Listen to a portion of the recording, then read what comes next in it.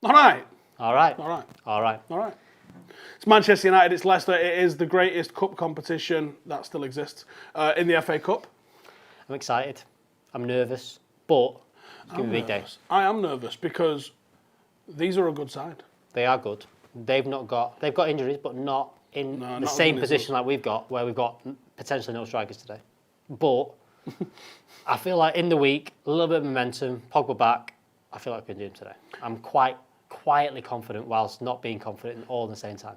By the time everyone realises we're doing this, we've already probably seen the squad from last night. But I think this would be the perfect opportunity for Ollie to put like a Hugill or someone like that on the bench. It would be really cool. It would be cool to see one of them on the bench, potentially come on to nick a goal.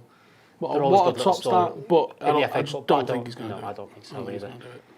Or maybe we're wrong and it's already Maybe we're happened. wrong. But tell you who's not wrong. All you guys sending your predictions, which you do every single week, to paddockmatchday@gmail.com. Here is what you guys had to say. United are playing Leicester today in the FA Cup. Big game for United's season this.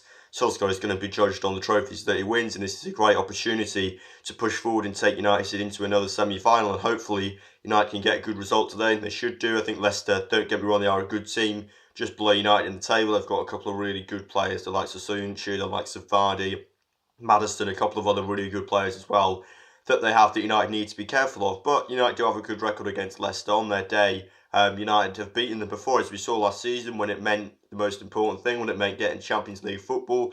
United were able to take themselves over the line and were able to get that result on the last day of the Premier League season. What's good, guys? My name's John. This is the Paddock match day prediction. Manchester United travel to Leicester for the FA Cup. We have got Bruno and Paul Pogba available, which means we've got double the creative outlets, and I feel that Leicester can't man-mark both players or double man-mark both players, so it should be an interesting game. But before I get into my prediction, give the guys a like, a share and a subscribe for all the great work and comedy they put out there on a regular basis. But now you've done that, smash that like button. I'm going to go with a 1-0 Manchester United win. It doesn't have to be pretty, we just have to get the job done. So both teams come into this game on the back of kind of injury crisis. United's front line's been decimated by injuries, and Leicester's team has them throughout. So it's going to be an interesting game. Obviously, I'd like to see United go through, progress in the competition, get closer to getting that first trophy under Solskjaer. So I'm going to say United should win 2-0. I think we've got the players to beat Leicester, and I think, as I said, Leicester are struggling as of this moment. Hey, here with my prediction for the FA Cup game against Leicester. The FA Cup, big cup for us. Hopefully we can get further than the semi-final of it this year. So I'm hoping that although Leicester have all in all had a good season, they've had some really good games, I am hoping that we will get a win, especially off the back of that important AC Milan game. So I am going to go for a 2-0 victory for Manchester United. And on the score sheet, I will go with Paul Pogba again, since he scored such a good goal in the week.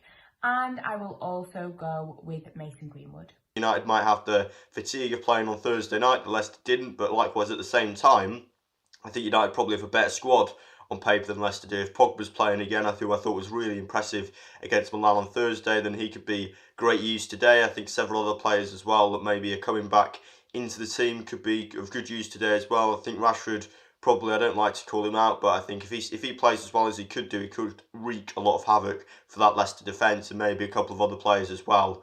Greenwood as well, I thought if he can get the service into him like he was playing, I thought he was unlucky not to score in either of the games actually against Milan. I thought he was playing reasonably well, and several other players as well. So United should have enough of themselves to see themselves off, but I still think it will be a tight game. It might go to extra time, but I think United might just have enough to do it in 90 minutes, and I'm going to say 1-0 to United. Hi guys, Ellis Woods here, giving my prediction for Manchester United against Leicester in the quarter-final of the FA Cup. I think this will be a tough game for United. We've already drew 2-2 away at the King Power. I think that was in December on Boxing Day. I think this will be a tough game. They're without Harvey Barnes and James Maddison due to injury, so that does weaken them a little bit. I think we can do it though. I'm going to go Manchester United 2, Leicester 1. It's going to be a close game. We're going to have to be on the top of our game. Hopefully they're not on the top of theirs, and we can do it. Let's get to the semi-final, break that curse, and hopefully get a bit of silver at the end of the season. Up the Reds and up the Paddock. Yes, Stretford Paddock. This is Sam Spanner from the United Forever podcasts, and I am here in España Right behind we've got the stadium, Los Cármenes of Granada, our next opponents in the Cup Winners' Cup. The weather here is nice and we're going to play them very, very shortly in a few weeks. And I'm just really gutted that I'm not going to be able to watch the match with yous over here. But anyway, my score predictions versus Leicester. Red Leicester, the cheesemongers. We're going to win by 2 goals. Mason Greenwood is going to get on the score sheet, and also I think there's going to be an own goal from Casper, the friendly ghost, Schmeichel. Let's have it. Viva El Paddock. Manchester United are playing Leicester in the quarter-final of the FA Cup. In the week, Manchester United knocked out AC Milan and we're in the quarter-finals of the Europa League. Hopefully, with the draw that we've got, we can hopefully get to another semi-final.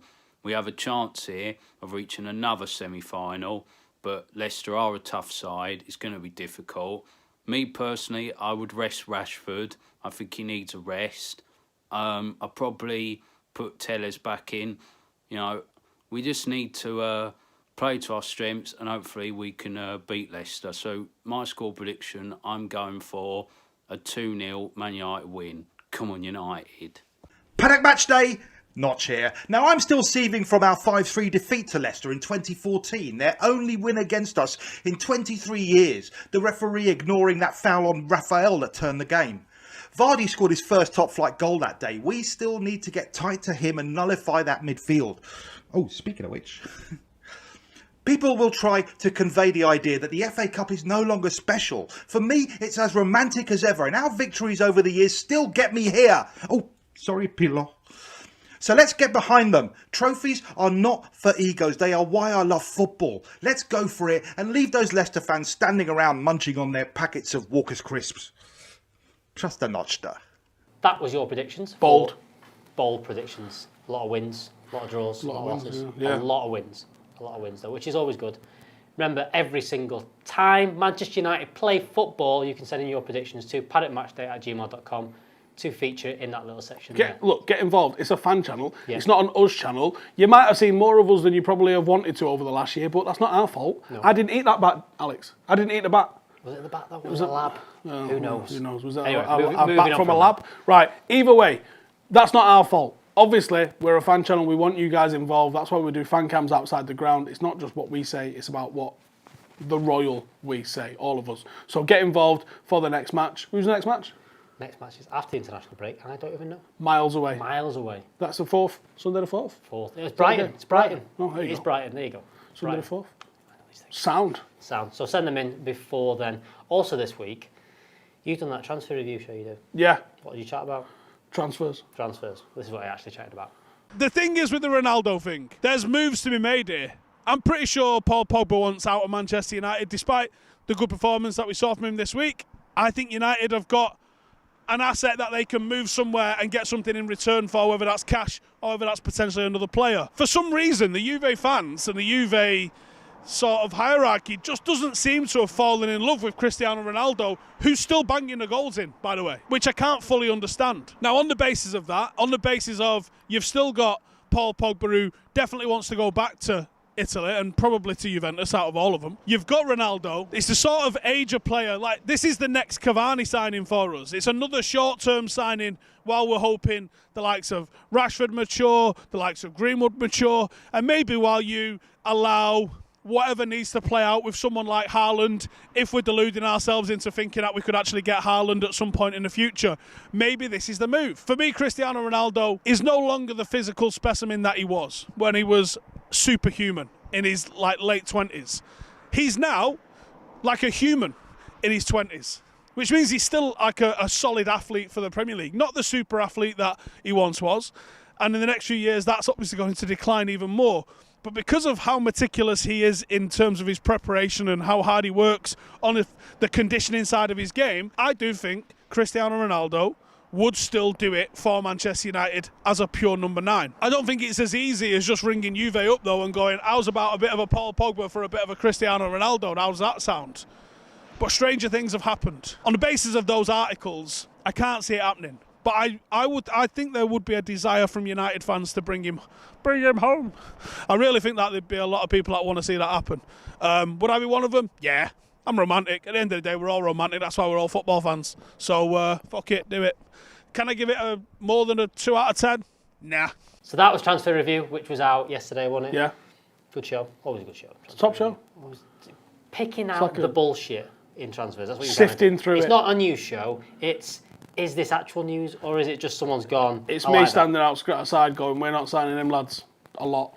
Well, go and check it out if you've not watched the whole Pretty video. fucking accurate, though. It's usually pretty accurate. Also this week, or it was last week, but I was properly jealous of you because you got to speak. I mean, you get to speak to Rio all the time, which is pretty cool anyway. You got to speak to Rio Ferdinand, Roy. Lad used to be able to score some goals, didn't he? We were setting up. We had to film it at 7:30 in the morning. This isn't a woe is me. It's just a fact. We had to film it at 7:30 in the morning, so we got in here dead early for it. As we were setting up, Rude just popped in, and he was on for like half an hour before we started. So I just had a lovely chat with him, talking about this and this. Fantastic. Brilliant. Well, this is a clip from that interview. If you've not seen it already, go over to Rio's channel. Vibe with 5, innit? You, Joel, and Rio. The channel's 5 with Rio Ferdinand, but the podcast Vibe with 5. So make sure you go and check that out. But here is a little clip from that interview. Obviously, you left Manchester United under a bit of an argument with Sir Alex Ferguson. I have seen since that you called him and you made up. Can you tell us a little bit about how that conversation with Sir Alex went down? Yeah, of course. No, it's important to emphasize that. Of course, if you want to leave a club where you're under contract, you gotta find your way out as well, you know. And he wasn't going to let me go easy. So in that sense, it's what happens with players, and pushing yourself a little bit out. And looking back on things like that, I thought it would be the best for my career at the time.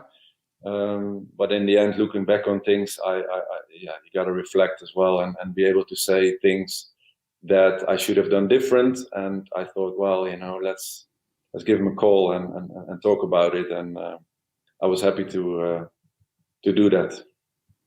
Was he pretty receptive to the apologies and conversation? Well, it was quite funny because I rang him. I asked his number through Rene, you know, Rene Merlestein. Yeah. And I said, oh, you got Geffer's number? Yeah, here you go. And I rang him. I said, hey, Geff, it's Ruud. And he said, yeah. Like, all right, okay, it's up to me now. And of course, that was the situation, right? You calling me? What are you calling me for? Just, you know, tell me what you're calling me for. That was how the conversation started. And of course, I started talking and reflecting on the time and on certain moments. And in the end, he said, "Well, thanks for calling, of course," and was happy with that, how that came by. Mint, just mint. He's obviously going to be part of the Euros in the summer with Holland.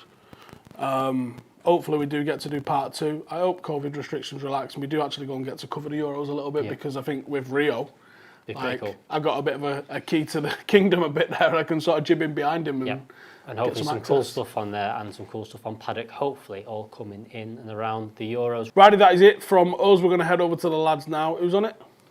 We've got on the Watchalong this week, we have Jay Motti, we have Joe Smith and we have Andy Tate on the Watchalong this weekend. And we're going to be having a look at the team news very, very soon. So let us know in the comments, are you feeling confident? Because honestly, I think United might be, because of injuries, leaning towards being the underdog in this game. I think we are, but I said in the week, if we beat AC Milan, we'll beat Leicester. If we lose AC Milan, I think we've got to lose to Leicester. So I'm still going all about momentum. All about momentum. I fancy it. Well, we will soon see. Is it yet another semi-final for Manchester United? To Wembley on the line, this big game? Yeah, well, we're not going. But anyway. Might as well play at St George's Park, honestly, aren't you? You should. Well, see, Madrid did that at their training ground where they played it. It makes sense though, doesn't it? Yeah. A lot of faffing about in the stadium when you don't need anyone there. Yeah. But anyway. Yeah, anyway. Enjoy the game. We'll see you in a bit.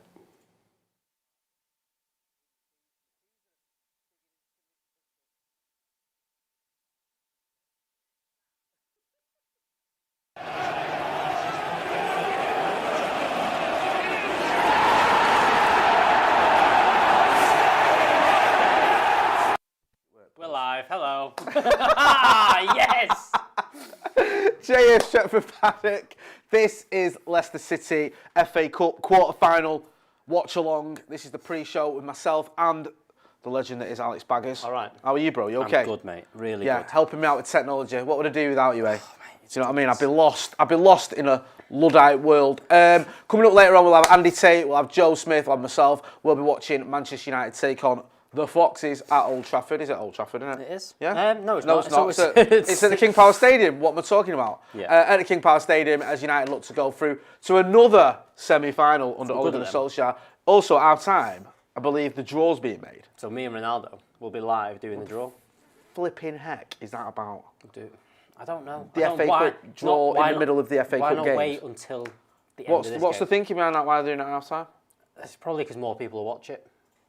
Because everyone wants to watch United, don't they? More people want to watch United. Put United in your title, you get more clicks. Exactly. So yeah, Baggers and Ronaldo will have the half-time draw, the draw at half-time for you.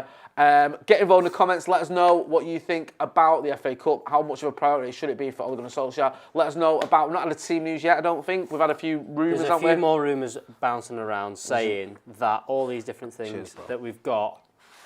Alex Telles starting, apparently. Yeah. Dean Henderson starting. Right, okay, makes sense. Anthony Martial starting. Right, okay. Who else have we got? We've also got Pogba and Van der Beek are apparently starting. That's the more concrete one. That seems like nowhere near what I thought was going to play. Now, Cavani apparently is with the squad as well, which is a definitely good thing. We need him back. We do need Edison Cavani. And he's not. I believe the internationals in South America aren't happening definitely. So the likes of Edison Cavani, the likes of Alex Telles aren't going to be travelling over to South America in this. The European ones at this moment in time are still going ahead. Yeah. But good thing that Edison Cavani will get a couple of weeks to get his fitness back.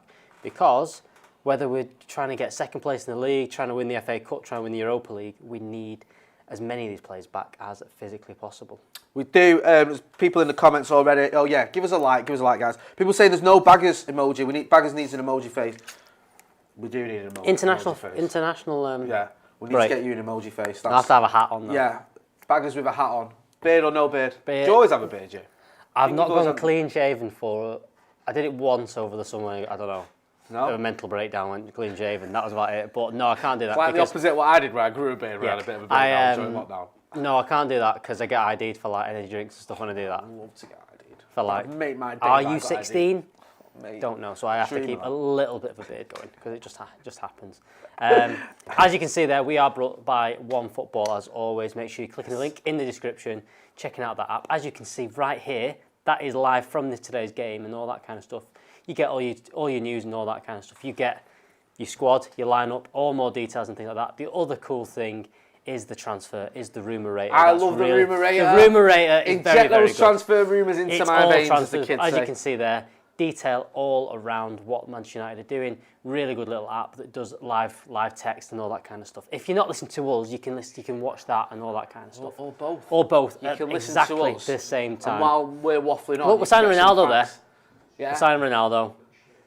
Who's that? Jan Oblak as well. They're ahead of the curve. All so your rumours. You can click on that. Check out all the rumour raters. And also we've got. You'll see Joe will be messing about in a bit. We'll have the AR lineup. It is quality. Get it on the screen.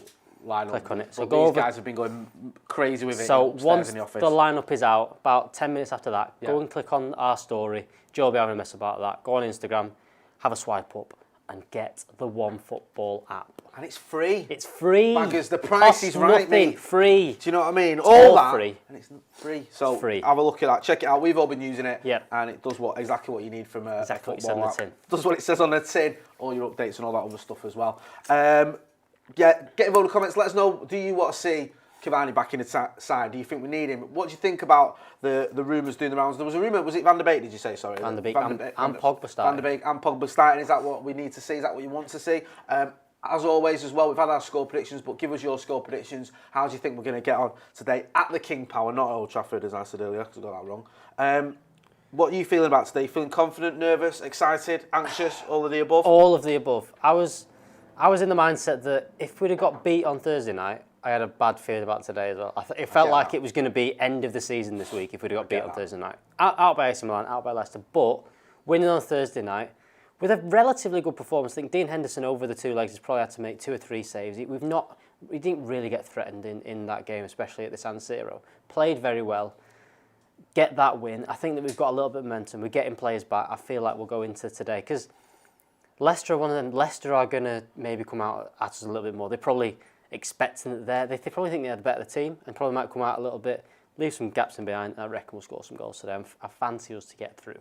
You fancy us to get through with? We have been stitched up, by the way, with the draws. You think about the teams we've had with Watford in the third round, which obviously not horrendous draw. You can't really moan too much. But then Liverpool. Liverpool's a tough one. The mid-table team. Yeah, mid-table team. Yeah. West Ham, who are battering Arsenal at the minute, 3-1. Jesse. We'll get into him in a minute. People are going on about that in the comments. And then third place Leicester City. We've had a relatively tough run in the FA Cup. Historically, though, with the FA Cup, we do have tough runs. Yeah. Like we usually do have quite a lot of Premier League teams. There was some stat out that most of our draws have been against Premier League teams. We do tend to sort of do things the hard way when we do it. We've not had a great record in the FA Cup of late. I think we've had, we've won it once in about 17 years, 16 years. Yeah, we've won it in 2000, was it 4? No, 2004, yeah. Yeah. And then 2016. Yeah, there was a 12-year gap. And I remember as a kid, we used to win the FA Cup every 4 or 5 years. Yeah, we were like 83, 85, 90, 94. Well, even the 90s going up to, 96, to the treble, 99. and then it just kind of,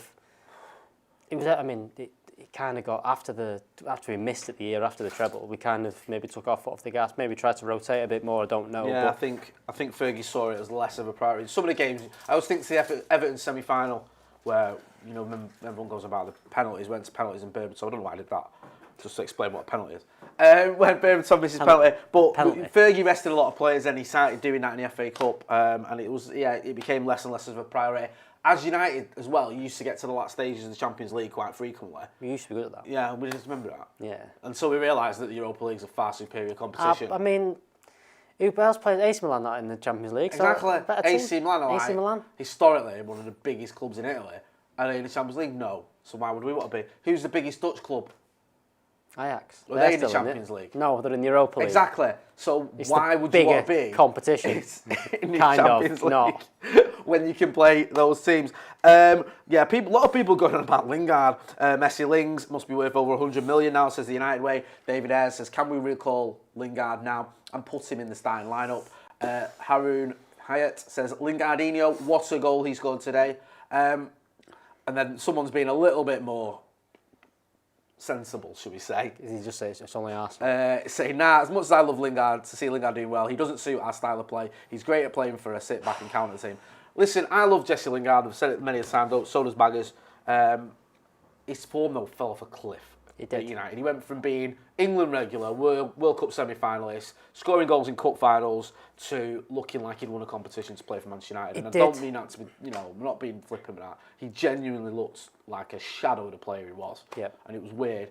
It wasn't weird, sorry, because he explained it. He had a lot going on outside the game. His family life had changed. He had a little bit of, a struggle with his mental health, which can happen to anyone. When we interviewed him on the channel, he spoke about asking to see a psychologist, which I thought was very honest and open of him. He's gone to West Ham and just rejuvenated his career. Well, I think that was it. Even under Ollie, even these last 12 months under Ollie, he's looked to try and get back in that team, and then you've got, Bruno Fernandes is there. That's not happening, is it? So even if he'd have been, he's talked about how his fitness was better this year and all this kind of stuff. You doing a brew? I think Cam's making brews. Oh, Cam's making his annual brew. And then you come back and Bruno's in the team. I did say to Joe, though, at what point does it become daft to get rid of him? Because for as much that's a good question, that. For as much as we're all hoping, you know what, this summer, this is going to be the summer that we do it. We're going to push on, sign loads of players, go very. He's T2 for me, son. Make my first coffee. What is that? Right, so Cam Waters has just walked past here with a cup full of treacle, and he just said he's making his first coffee. That is an absolute disgrace. Sorry, son, because that was horrendous. That was vile. But with Jesse Lingard, he is fine. And for as much as we think we're going to spend 300 million this summer and get Haaland, Sancho, Declan Rice and all these 4 players in and a centre-half, it's not going to happen. No.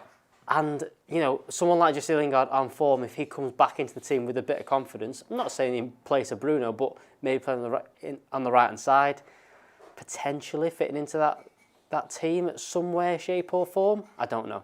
Callum is disgusted. What, I think, what it looks so Cal's off camera here looking like he's about to... Was that your coffee? Explode. He's got a cup of tar, he says there. It's horrible. Ross Murphy says, I'll have 2 sugars in mine. Yeah, this is a great point by Peter Kelly. He says, in 99 we had Liverpool, Chelsea, Arsenal and Newcastle in the Cup. Yeah, we had a lot of big games that season, didn't we? Every game, that 99 season, right, I don't give a toss what City win this season. Right, they haven't done it the way we did it, and I'll tell you why. In the group stages of the Champions League, we had Barcelona and Bayern Munich. In the group, right? In the group. That's your group, yeah? 2 of the biggest clubs in world football in your fucking group. Then we had Inter, we had Juve, we had, obviously, Bayern in the final. We won all them games. Or we beat, you know... We also had to qualify for Europe as well. Yeah, do you know what I mean? Like, that's mental. Then in the FA Cup, as Peter Kelly's mentioned, you know, we had the Scousers in the 4th round. I think we had Chelsea, we had Arsenal, we had Newcastle, obviously, in the final. So it was tough. It was every game was, you know, a hard way to go about it, and we still did the treble. Jacob OC says, Lingard probably go for 15 to 25 million. Says, think Rice has a higher ceiling than Scott, would be happy to be wrong. Hope we don't go for Rice still, though. Do you think that? Do you think Declan Rice has a higher ceiling? That's a good question. I think good point that he has a higher ceiling than Scott McTominay. I think he's a different player. I think that he does that sitting role a bit more. I think he's more down the ilk of Matic. He's more down the ilk of someone that is essentially a third centre half at sometimes. Yeah, you know, kind of does that job. I don't think Scott's that player. I think that Scott is always going to be that kind of box to box. He's got goals in his game. He does want to do all that. I don't think they're the same kind of player. I do think that Declan Rice may be better. I think that the problem's going to be with all these players that we get linked to is the price tag. United are going to spend, I think we spoke about this on the Brew on Friday, between 75 and 150 million tops. Yeah. That's it. You know, net spend, that's what's going to be. Net spend. Talk about net spend. Talk about net spend. spend. Talk about net spend. Net spend. And someone like Declan Rice potentially could be in the £100 million bracket kind of thing. I like Declan Rice, but when you said that, a little bit of sick almost came up. The fact of spending £100 million on a player who's ostensibly had one and a half good seasons. So I just think that it's all going to be about prioritising for Ollie. Does he think centre half's going to be a thing? Does he need that right winger, or does he just think that it's one of them? Is it one of those players that you add like? Is it going to be one striker comes in and changes us? Is that going to be, if we had a 30 goal a season striker, does that change us? We'll see. Because I think that there's an argument that the team's okay, just sign someone like Harry Kane. That's the only one strike signing you do. And I think, does that get us to the next level? Is that you the thing? Think about it though. If you threw in an extra 15 goals this season from a striker, which isn't beyond the, like, Andy Martial's got 4 Premier League goals. We could have a striker, or maybe not 15 Premier League goals. We could have a striker who's on 15 in total Premier League goals. So if you threw another 10 Premier League goals into this team, would that not put us right up there with City? It does. So is there a case that actually the team's not that drastic? It's just we're missing goals. And again, like it's prolific goal scorer might make all the difference. I mean, yes, we could do another centre back. Yes, we could do another right winger. Yes, we could do a midfield. I'm just asking the question of, is that sort of the main difference? Is that if you actually threw a striker in who was prolific, and even that might be Andy Martial regaining his form or someone else coming in, is that all that's missing? I don't, and it's all about maybe, that would be a very, very short-term fix, I think. I think if you went, right, we're going to win the league next year, let's sign 2 players that are of that ilk. He's got a glass of milk now. 200 million. Callum, you're doing him as a tea, Callum. Good lad. Do a T1 as well for me. And if anyone's watching thinking, look at JD Manning, I always make brews for these weasels. So I think that, or do you look at it if we need to sign 4 players again that are younger players? There's rumours now of Rafinha from Leeds coming in, him being linked with us, a centre half that might not fit in straight away, but may need to, get up to that level. It all depends on how longer term a project we're looking at this. We've done 2.5 years under Solskjaer now. Yeah. Is next year make or break and he has to go, we need to sign someone? Or is it a case of, let's keep building slowly, let's sign another 4 players, and let's see. We'll have the team news very shortly. Make sure you check out the One Football app if you want all the latest team news and other things that we spoke about as well, stuff like transfer rumours, analysis, live match feed as well, for not just Manchester United games, of course, all the games included. West Ham and Arsenal playing each other in that mid-table clash. Sorry, being a bit harsh on West Ham there, a bit higher than that, aren't they? Lots of people getting involved in the comments. A bit of debate going on, Baggers, whether you're bald underneath that hat. I'm definitely not bald. He's not bald, he's just... That's as much as you're going to say. He's not allowed to go to the barbers because of this... There's no more. Pandemic. Apparently. There's no more. Not that that bothers me. The The Man United app haven't said that this is the team, but this looks like the team for Manchester United today. So we've got Dean Henderson in goal, Aaron Wan-Bissaka, Thank you, sir. Victor Lindelof, Harry Maguire and Alex Tellez as your back four. Fred and Matic in midfield. Fred and Matic, no Then McTominay. Mason Greenwood, Donny van der Beek, Paul Pogba and Anthony Martial. That is your team for Manchester United. So no Marcus Rashford, no Luke Shaw, no Bruno Fernandes, am I reading that right? No Bruno. No. So 3 of our most consistent players are, not there. Biggest players this season. Luke Shaw, Marcus Rashford and Bruno have all been quite productive in terms of goals, assists, man of the match performances, that sort of stuff. None of them in the starting lineup. What's the bench looking like? This is the bench. We've got David De Gea on the bench, Luke Shaw, Twanzebe Williams, McTominay, Daniel James, Fernandes, Ahmad, and Edinson Cavani. So Rashford not in the squad then. Rashford not in the squad, Obviously, which I am. Talk of him being injured, that makes sense. Can he not go to England now? No, can they just say, don't okay, take him to England? Just say, no, sorry, Marcus. Sounds great, but no. Do an old Fergie. Oh, we've given him a test and it appears he's tweaked something. Yeah, and that's going to keep him out for exactly the same length. And if we're 2-0 up today, Pogba and all that, I've got Ronaldo Brown ringing me, who he knows that I'm on. He's clever like that, isn't he? So... Is that Ronaldo Brown that should be here now? That should be here, but he's probably locked outside and he's phoning me. Anthony Martial, I'm good to see a striker back in the squad because we were struggling at this point, to get these players. But and also, with the international break coming up, these lads, some of them are going to get a rest after all this. Likes of Aaron Wan-Bissaka, Alex Tellez, doesn't really matter. Dean Henderson going to obviously go with England. Fred's not going to go. Nemanja Matic is not going to go to international. Paul Pogba has been called up by France. I mean, I'm not a big fan of that. Pogba and Martial both being called up by France. Can we, if we get the Leicester team, have you got a way of getting that? I can have a look for the Leicester team for you. As you can see on the graphic there, the United team out. Big news there. No Luke Shaw. He's on the bench. No Bruno Fernandes. He's on the bench as well, I think, yeah? Yes, but he is. Marcus Rashford, who doesn't start, isn't even in the squad. Obviously, we saw him go off at half-time against Milan. He's had injury problems, so he's being not rested. I'm guessing he's not fit enough to start. Go on, give us a Leicester team. The Leicester team not fit enough to be in the squad, sorry. This is looking like a 3-4-3 for them. Right. They have Kasper Schmeichel in goal, Fofana, Evans and Soyuncu as their back three. Decent. Albrighton, Ndidi, Tielemans and Castagna as the 4. Very good. Perez in the 10, and then Iheanacho and Jamie Vardy up front for them. Ward, Daly Campbell, Amate, Fuchs, Thomas, Mendy, Chowdhury, Pratt and Lashabella on the bench for Leicester City. It's a decent Leicester team, that though. That's as strong as they can go. They've gone all out. I know they've got injuries, like, is it Maddison? Maddison's out. Harvey Barnes and James Justin are all out. Yeah, so essentially that is the strongest team for Leicester City right now. I'm surprised United have rotated as much as we have, really. I mean, looking at it really, Luke Shaw's the only one out of the back four missing. McTominay and Bruno are probably your main two there. There's not really anyone else. Just going to... sorry, mate, go on. I'm just going to dive into some of the comments when you... There's not really anyone else that you'd think that we've rotated, but we have done a little bit of rotation, whereas Leicester City have put their full-strength team out with the injuries that they've got. So it's going to be a good game today. I'm a little bit worried about Nemanja Matic in midfield. That is, he's not looked the sharpest since in the last few weeks. However... Paul Pogba, Donny van der Beek. Donny van der Beek starting for Manchester United, that'll make a lot of people very, very, very happy because usually they're not, Donny van der Beek not starting is the end of the world, but it's a big day for him to kind of prove himself. Are you struggling there with that, Jay? Jay's struggling with the tablet. All right, the thing is, the case is on. Right, I'm going to get into some of these comments anyway. Yeah. Happy with that lineup, says Rohan Sheehy. Cheesy Goodly Side says Bruno needs a rest. Connor Allen says baggers they can get match fit with France though. Will Wakefield says worried about this lineup. Gantabe Broke says I am sick of 2 CDMs. I get where you're coming from with that, but I think this is a game where it's kind of makes sense. NVN0711 says where's Cavani? Still on injured? the bench. On the bench. On the bench. Yep. James Song echoes your thoughts. He says I hope Marcus drops out of England squad.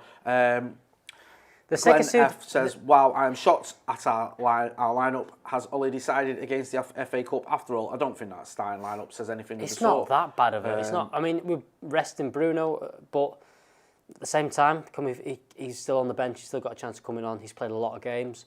The thing with the 2 CDMs is that there's not too many options for Manchester United. You also look at Leicester City there today. they're playing 3 at the back with 2 defensive midfielders. Yeah. Probably got more defensive players on the pitch than we have. They're playing with wing backs. I think it'll be straight. It'll be tough to see going up against the back 3. It's going to be a lot of work for that front 3. Pogba might have a lot of space though in there in terms of what he can do. So it'll be interesting to see today how we get on against a good Leicester team who had a good performance. I mean, they won 5-0 last week against Sheffield United. So they're playing well. Had the rest in the week. They've not had to travel for Europa League. Be an interesting game today. 888 Augusta says, let's not judge first. Cheesy Gully Side says, big up yourself. Jay, big up to you, Sue, son. Ross Murphy says, surprised by you not starting. Andalor says, Van der Beek has played as a 10 before. Intelligent player, not the most efficient in that role though. Get involved in the comments as well in terms of your score predictions. Let us know. You've seen the team now. You've seen Leicester team, you've seen our team, you've seen the benches. Let us know what you think the Manchester United score will be. Do you think the team that Ollie selected is good enough to get the win? Do you think we might have to look towards the bench? Will we have to see a bit of Bruno Fernandes and Cavani on the bench as well? He is. Will we see those two coming off the bench, do you think? Or do you think the starting 11 has got what it takes to take on a slightly weakened Leicester City team? I mean, they've still got some good players in Didi and Jamie Vardy, of course, but they are missing Maddison, Harvey Barnes, who's having a fantastic season for them. Even someone like James Justin, who's been a bit of a gem for them this season. There's also talk about Bailly there. Bailly was injured. He didn't travel to. He didn't travel to Milan, and he's still not in today's squad. So it's looking like he's injured. We've got the bench up there for you guys to have a look at. So Eric Bailly not in the squad. Marcus Rashford not in the squad. Ahmad makes the bench again for Manchester United. Cavani, it's good to see Cavani back as well as Martial. We need these kind of players fit. Scott McTominay gets a break. Dan James been playing a lot of games as well. I would have probably thought that he would have started today. I'm surprised to not see him start for Manchester United, but he's on the bench along with Bruno Fernandes. Yeah, I know what you mean. This same bloke. Johnny Knapp says 0-0 at 60 minutes. Bruno and Cavani come on for a 2-0 win. So I'll take that. I'll take any sort of win today, to be honest with you. Rather it didn't go to obviously extra time, but at least if it does, we've got an international break. So it's not like it's the end of the world if we do end up. I said before the West Ham game, I don't care performances. I'm really not bothered at the minute. Just get to the international break. If we're still in 2 cups and got those 3 points against West Ham, I think that's a very, very good run. So I'm kind of in that mindset. I don't care what the performance is like today. I don't care how scrappy it is. If we get through 1-0, penalties, whatever it takes, let's just get through today.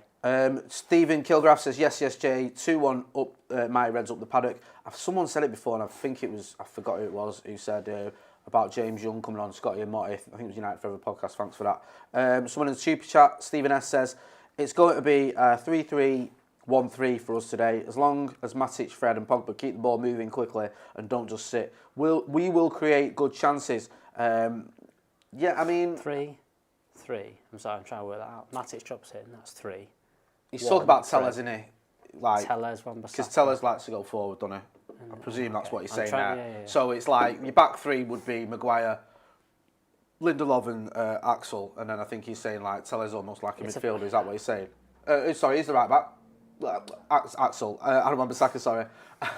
Just saying names now, yeah, just saying names. So your back 3 would be, I nearly did it again there, Adam Wan-Bissaka, Lindelof and Maguire. Then the midfield I think what the guy's getting at here, what Stephen's getting at is, Tellez would go into midfield, Matic with Fred, and then your 3 as it is, Pogba, Donny van der Beek and Mason Greenwood. 3, actually, yeah.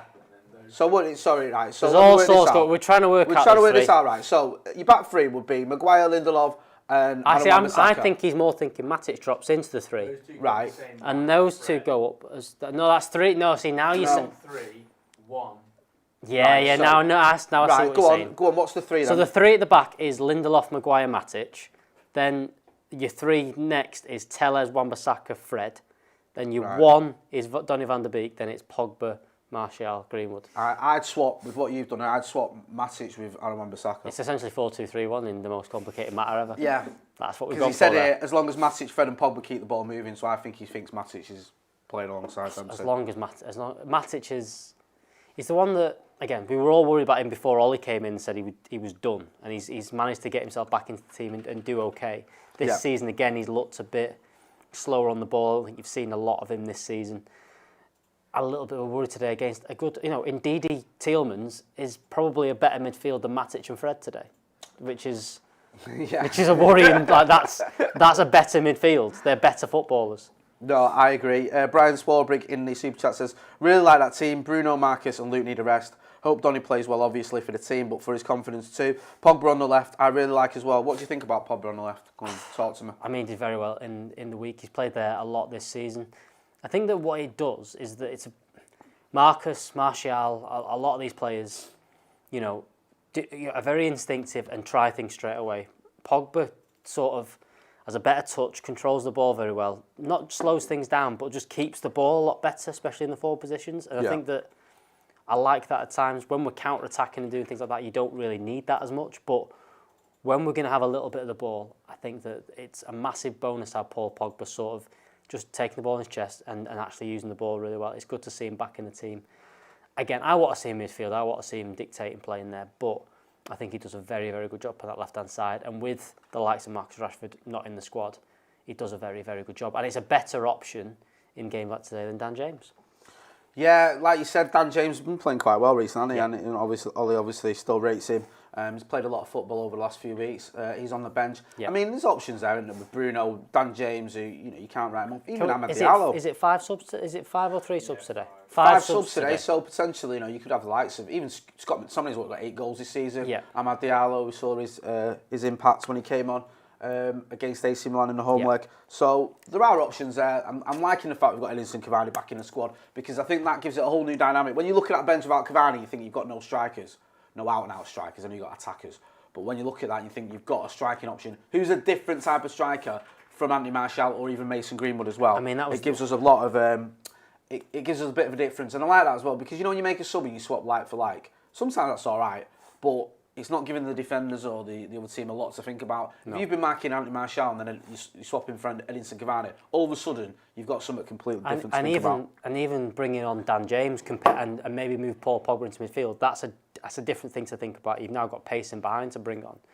Whereas, Paul Pogba's not going to do that. And you've got, like you said, there's options. Because that was the worry on Thursday night, but it was 0-0 at half-time and we had no strikers on the bench, and it was let's bring on an 18-year-old that's played 45 minutes of senior football for us. That was the only real change we looked to be able to make.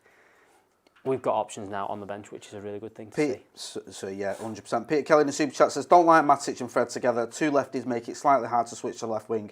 Need McTominay so he can move to the left easier. I think with Matic as well, he drops in quite nicely with Telles goes wandering.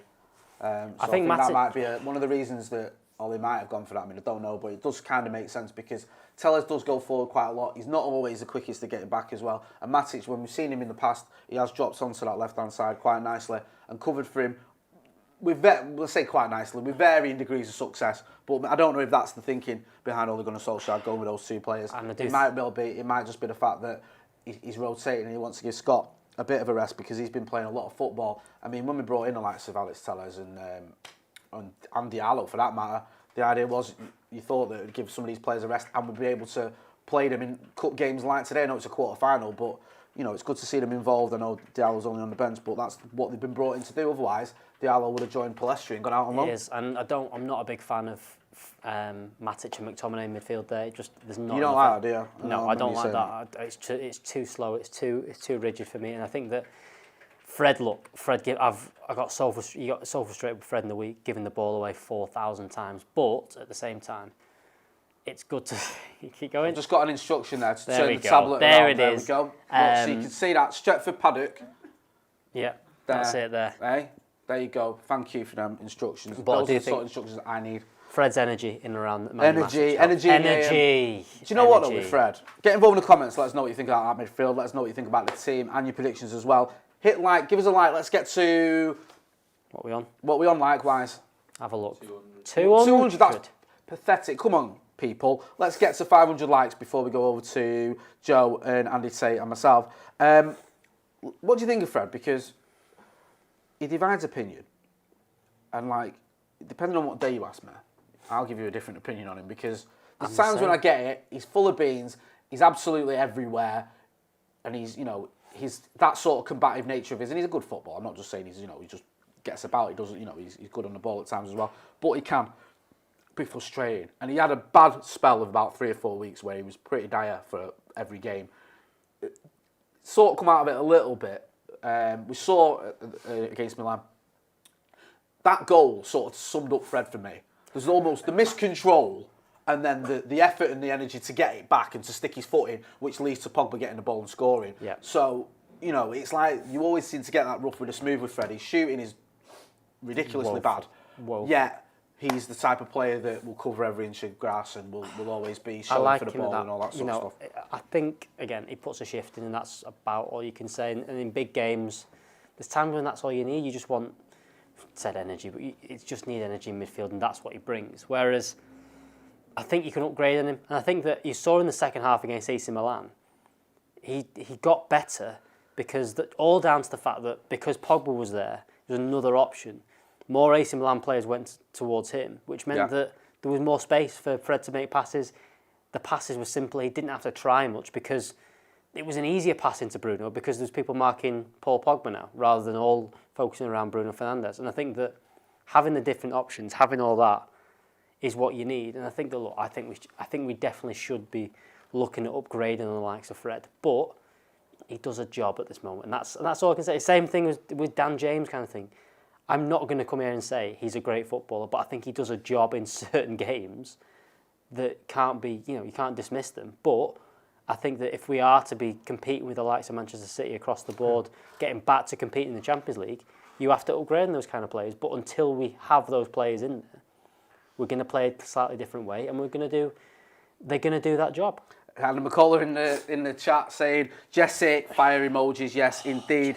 Jesse playing very well for West Ham, scored a very good goal as well. Just had a message from Angelina Kelly as well, who's apologised for unfollowing me on Twitter and said it was an accident. I don't believe you, Angelina, if you're watching. It's still 3-1 West Ham versus Arsenal. Only goal Arsenal. Joel Zapster says only goal Arsenal scored is an own goal. Oh, I don't know. Did they not score? Oh no, it was Souček on goal. Oh, was it? Oh, right. That's how much we were paying attention watching the game upstairs. We had it upstairs before, but why would you concern yourself with what Arsenal are doing, really? Do you know what I mean? It's just a bit of background noise that we had on. They are. Because I wanted to see Jesse Lingard, and I still want him to do well, because regardless of what you think of Jesse, he's still a United player, and obviously, I think you want him to see him do well, whether that means we sell him, whether he comes back, whatever. It's good for Manchester United, but also, you've got to like Jesse. He's been at the club for years, and I remember the cup final with Jesse. And when you turned the Emirates into your dance floor and got them absolutely rattled, so they kept going on about it forever. Peter Kelly says he took a deflection from a Lacazette strike. I thought it was a bit of a good shot from him. Yeah, I mean, it's like we said earlier, if Arsenal do win that, it doesn't matter, but I think West Ham looking pretty good for that one. Yeah. West Ham, who been around 5th or 6th, so they're level on points for Chelsea now if they win today. Both on 51 points. I think that realistically for Manchester United we could have done with Arsenal picking up some points today, but I mean it's mad that, isn't it? You think that West Ham playing Arsenal and you'd look like you think we could have done with Arsenal picking up a few points today, but, because they're that irrelevant in the league conversation. They're really 10th. They're properly 10th. They're miles away from Do you remember when they used to take the mick out of us as well because we were 6th for about 3 years? No matter what our result, we just stayed in 6th, and now it's like they dream of getting into 6th. Do give the video a like as well. I think we're up to about, is it 400, 300 or something? People saying here about Jesse could do a job on the right for Manchester United. Maybe he could, I don't know. I just feel, and listen, I've said it a million times, I love Jesse Lingard, I love the fact that he's gone to West Ham and rejuvenated his career, but I still think that it might be time for him to move on, not just for the good of Manchester United, but for good for him as well. I think that he's obviously, whatever was going on at United wasn't working out for him. He's managed to go away, get his form back, get his mojo back, unless, as you were saying earlier, Baggers, he just carries on scoring loads of goals and makes it pretty hard to ignore. Is there a point where you think, like, if he manages to score, like, I don't know, 6 goals between now and the end of the season where you go, you can't let him go? You can't get let him go. I think he's too good.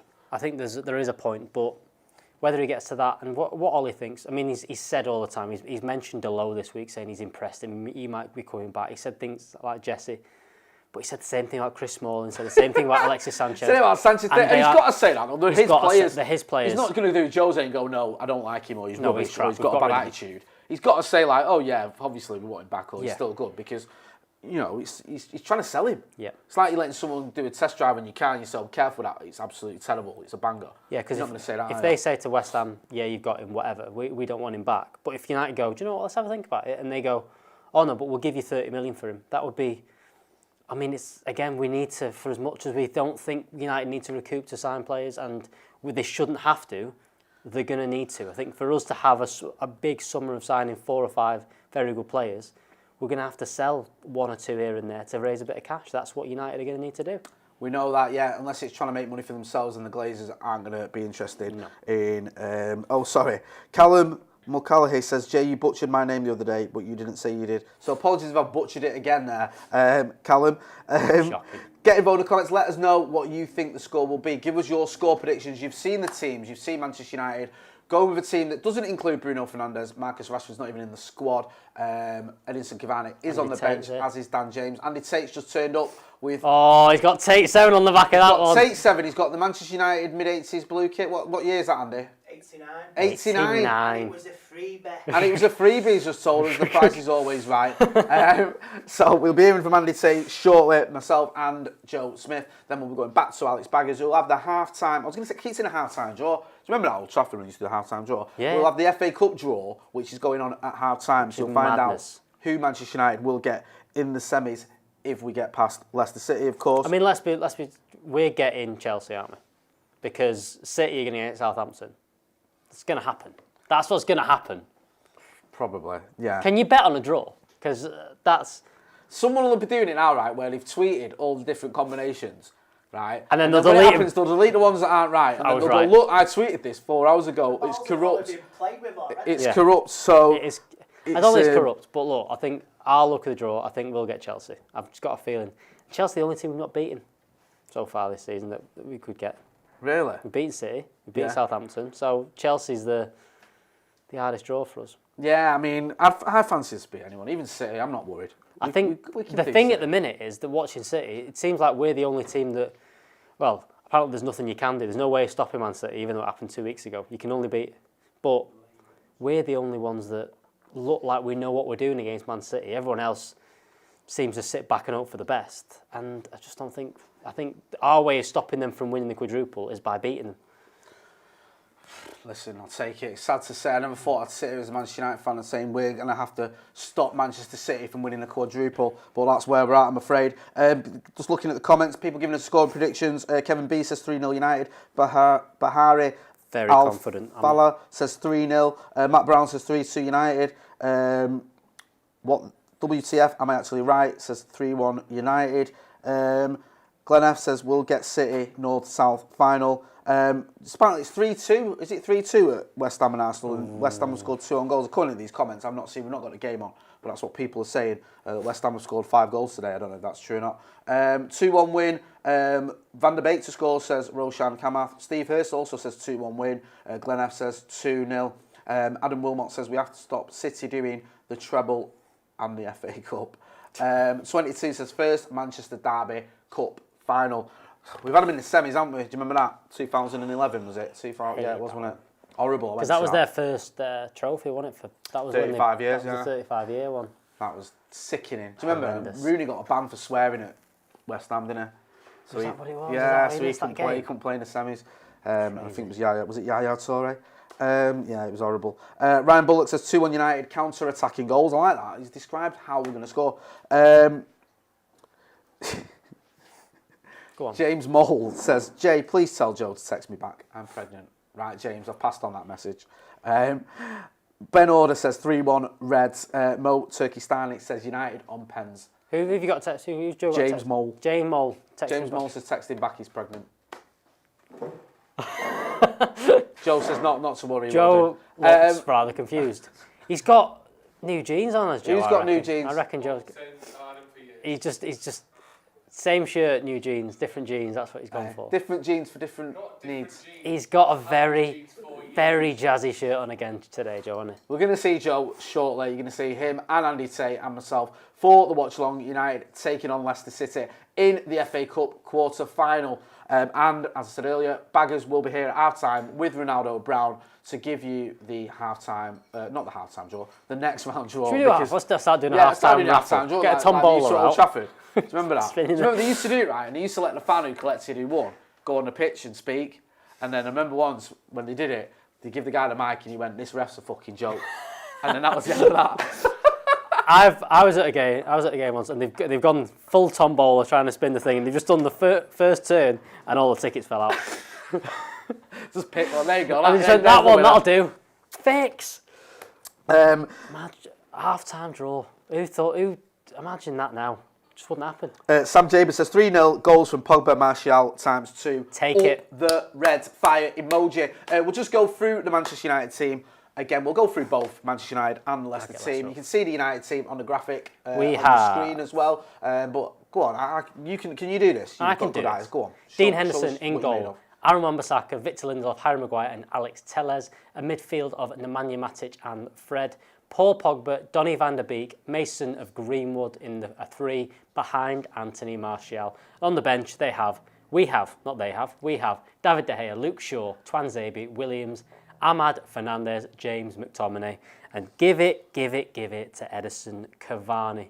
The Leicester City team for today is Kasper Schmeichel in goal. My favourite Schmeichel. Favourite Schmeichel for Jay Motti. Fofana, Evans and Soyuncu as a back 3. Albrighton, Ndidi, Tielemans and Castagna as a 4 for the midfield. Perez in the 10. Then Iheanacho and Jamie Vardy, which is essentially a full-strength team for them. On the bench for them, they have Ward, Daly Campbell, Amate, Fuchs, Thomas, Mendy, Chowdhury, Pratt and Le Chabella. I don't know how to say it, so there you go. Don't look at me, I can barely pronounce my own name. Yeah, it sounds, someone's put in the chat, not the dog from Corrie J. Yeah, actually, you're right, I'll give you that one. Schmeichel, the dog's my favourite Schmeichel, followed closely by Casper, and in third place is Peter. Abhishek Chakraborty says, Paul Pogba, Van der Beek in advanced positions, giving Bruno a rest. Will be interesting to see how we perform without Bruno. Yeah, that is a good point, isn't it? Because there is an argument to be made that we have become over-reliant on Bruno Fernandes, and at times, you know, he's looked a bit goosed, and we've suffered because of that, because we haven't had anyone else stepping up. It's been interesting to see whether Van der Beek and Paul Pogba, for that matter, can do that today. And I think that we've looked better when we've had Paul Pogba or Donny van der Beek in that team but we've not looked good yet this season. I can't recall us playing well without Bruno Fernandes. We've always had to bring him on in games. You know, the West Ham game is the perfect example of that, where we looked all over the place without Bruno, and Rashford made the change, looked a lot better. And I think that's been the case all the way through. And I think that, you know, you've seen when he's come off after an hour and stuff and everything, we just look like we can't score goals. Whereas right now, like, see how it goes. Look, Donny van der Beek's had a rest. I think he's been told to get fit. I think that's why he's been out of the team. I don't think, because he's not really said it's a muscle injury, he's pulled this, he's done that. I think it's a case of you need to get fitter, and I think that's why he's been taken out of it. So let's see today how Donny van der Beek gets on, and let's see if he can do a full 90 minutes and look strong all the way through. Andrew Jones says, Jay, found out this week one of my colleagues played for Wrexham against United in 1991. Can't remember what tournament. Slipped my mind that as well. This is what happened in 91. We'll have to have a think about it. If that's the case, he can come on the Watchalong. Tell him he can come down here and we can grill him. Make sure you want to get your team used, click on the OneFootball app. Joe's had a mess about with the AI. You can go and check that out on our Instagram stories right now. And if you want, click the link in the description or swipe up on Instagram to download the free OneFootball app. Koth Mike says, reckon Rashford is out so he doesn't go on international duty. I still think he'll go.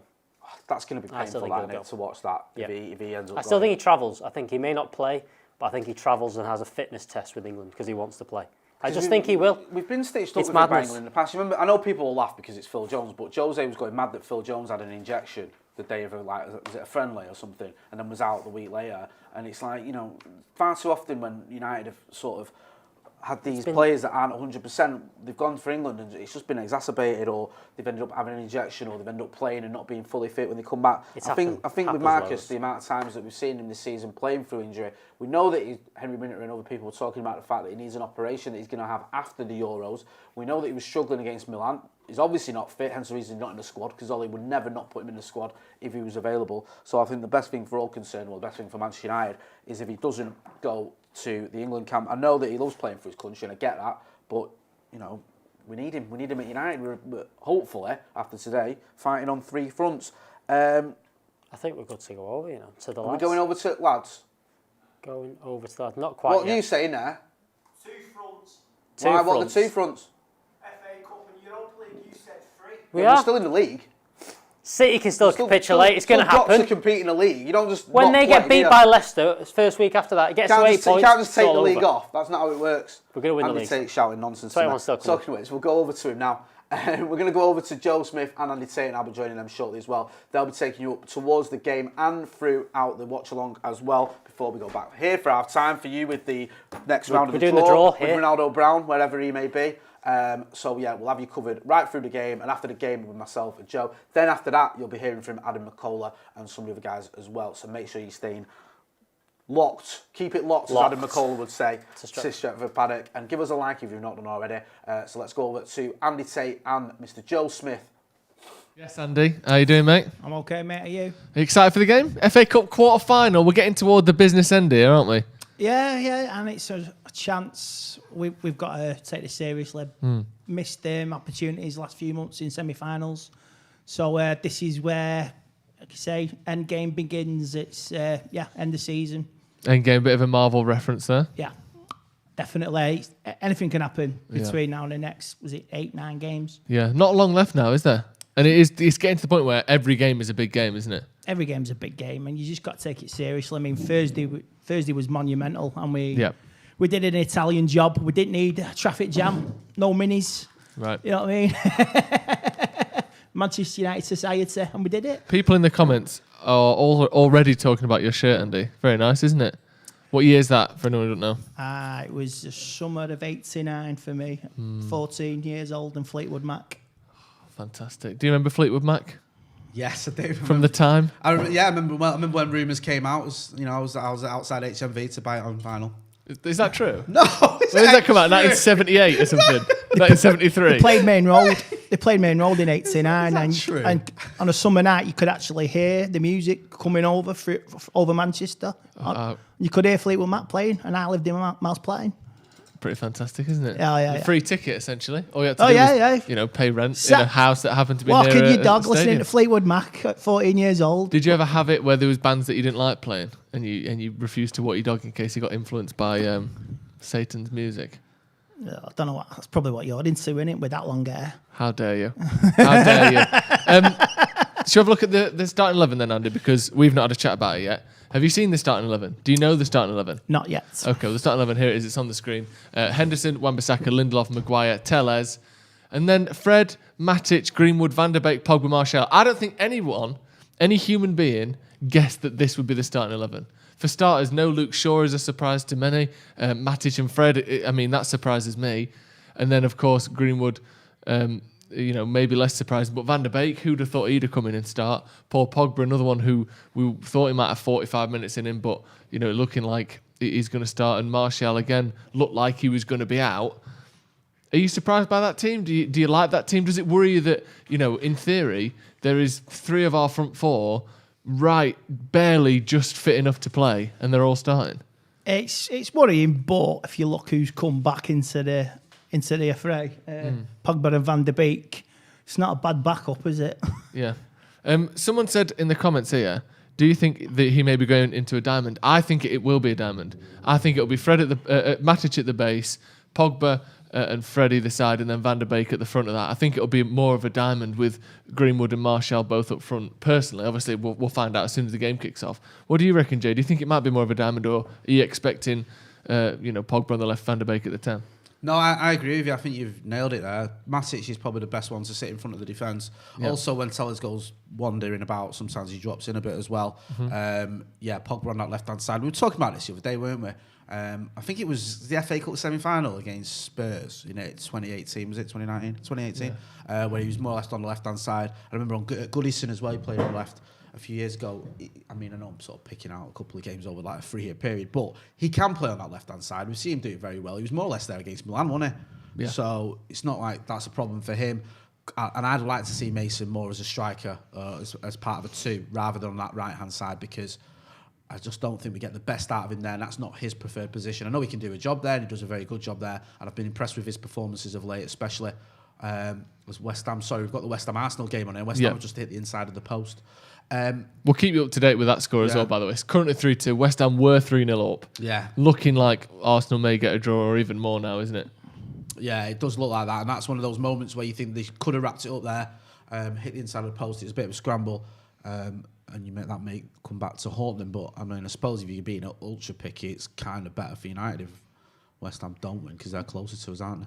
Yeah, I mean, I wouldn't mind a draw. I don't like the idea that Arsenal have come back from 3 goals behind. No. That, I like seeing Arsenal lose, I'll be honest. Who doesn't? Yeah, exactly. But like you said, West Ham are closer than Arsenal to us, so if anyone's going to drop points, it'd be them. Yeah. I would have taken a draw before the game, but at this point, I would prefer to see West Ham hang on for a victory, I think. It's always good to revel in a bit of, what's it called? Schadenfreude. Yeah. Have a brew Saturday. With Have a brew and watch the after meltdown. Yeah, the meltdown, the after meltdown. The substitutes, Jay, a bit stronger than it has been in recent weeks, isn't it? Obviously, Bruno Fernandes not playing is a talking point. Why do you think he's not started him? I mean, you can see it yourself, can't you? He looks goosed, Bruno, and he plays so much football. And it's not just the fact he plays, we're so reliant on him as well. Yeah. He's always the one who's expected to make things happen. He's always the one that players are looking for to give the ball to and get the ball from. So, and he's the player that's targeted by other teams. There's times when he's got like 2 players on him. So it's not just the fact that he's playing frequently. He's playing to a standard and a level where he's the main man and everything's expected from him. So it's sort of weird that I'm almost glad to see him on the bench because I've been, noticing it and crying out for him. Paul Pogba stepping in, Van der Beek, who we all sort of want to see the best from as well. Yeah. I think he's a good player. Coming in, and if you need to, you can bring him on. What I like about that bench and what me and Baggers were doing the pre-match show, and I was talking about was the fact that Edinson Cavani's on there because I think if he wasn't on that bench, I'd be looking at it going, it's a bit lightweight in terms of attackers. We haven't got a striker, but with him there, a different option. That means that if it's not happening for Martial or Mason, then you can bring on someone like Edinson Cavani who's not played for a little while as well. So you expect him to be chomping at the bit. Come on, give Leicester something different to think about in it because he's a different type of striker in it than Mason or Anthony Martial. Yeah, but I thought it was finished this week. I thought it was finished. All the rumours flying around. He fell out or he's injured. He didn't want to play. He's fit, so. We need him. I mean, if the rumours were true, I think United would have terminated the contract straight away. Do you think so? Yeah, would have done. So Andy, just let people know because you're saying rumours there. Maybe people watching thinking, what sort of rumours? What are we talking about here? Well, the rumours was it the last game? Was it West Ham? He was deemed fit to play and he didn't want to play. Wasn't in the right frame of mind, which is a bit poor. Professional player, you want to play as many games as you can. I get where you're coming from. I mean, there's 2 things. One, like you said, Andy said, it's rumours, so we don't know for definite if that's the case. There was this little insinuation on the Bioli, the way he worded it, that maybe Edinson Cavani had been the reason that he wasn't playing. He'd said himself he didn't feel fit. Another sort of argument there is that he knows his own body. He's 34. He knows when he's not feeling right, and if he says I'm not great, then he's got every right to do that. But from a fan point of view, we brought in this player who's a striker who scored loads of goals, and we wanted to see that. And he's just not played that much of late, and it is just a bit frustrating from a fan point of view. Seeing what has he missed 8 out of the last 9? Is it, Joe? I think it is. Yeah. And something that surprised me as well. I know moving on from Cavani a little bit. Van der Beek hasn't. When's the last time he started a game for United? I think it was the West Ham game. In FA Cup last round? Maybe. Yeah, it's been a while. He played about 65 minutes. He's just come back from an injury, or maybe the suggestion maybe that he wasn't injured or that he was getting fit or something like that, maybe. But he's just come back and then he's starting a game straight away.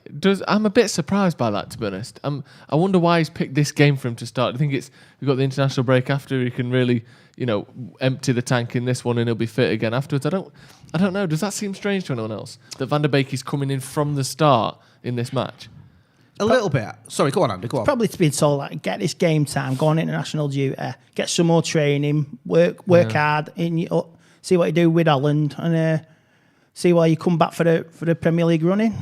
Because we've got potential for he could even play his old team in the semi-finals. I mean, that is an incentive even for Van der Beek. Yeah. To play himself into reckoning for that. I mean, yeah, I get where you're coming from. I think with Van der Beek, it's been a real strange one, isn't it? Because almost immediately there was this intrigue and his agent coming out with things like, oh, he's not happy, he's not getting game time and all this sort of nonsense. And you're like, really? He's only just got here. Do you know what I mean? It's like after 5 games, wasn't it? It was before Christmas. Yeah, those stories were coming out and you're like, what? He's barely got here. And also we've got Bruno and Pogba in those positions. So it's not like, I mean, that first game of the season against Palace, he came on with 20 minutes to go and he really looked nippy. He really looked good. Where was the one where he got knackered quite quickly? Was it Leipzig? I think it was. Europe where he started. Yeah, it was Leipzig away. Yeah, and he was, and he looked quite tired. But I mean, Arsenal just equalised as well. So easy, that goal. Like is that? 3-3. 3-3 there. They'll probably win that now, won't they? Yeah, you'd expect that West Ham ruin those missed. Have you seen the chance that they've just missed Antonio, by the way? Oh, as bad or worse than Harry Maguire's the other week. It was awful. It's on the line. Yeah. He's literally on the line. Sliding in the back post. Well, pardon me, what did Harry do? Maguire against AC Milan? Same thing?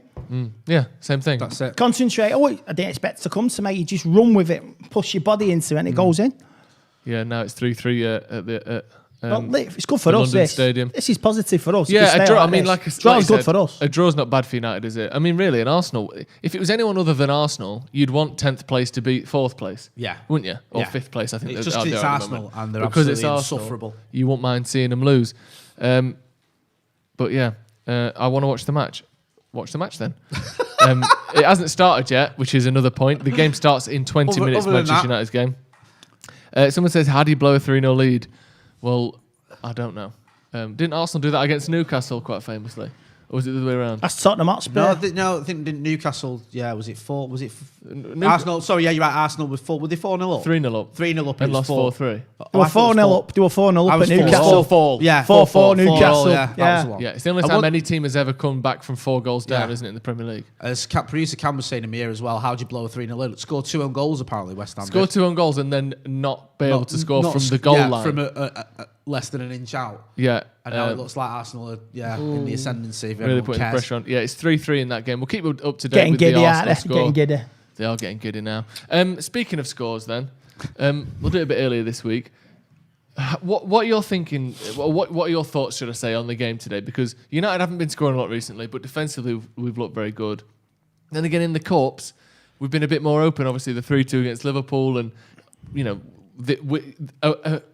a semi-finalist will be there at the end of the day, no matter what today. So there's no point going for a draw.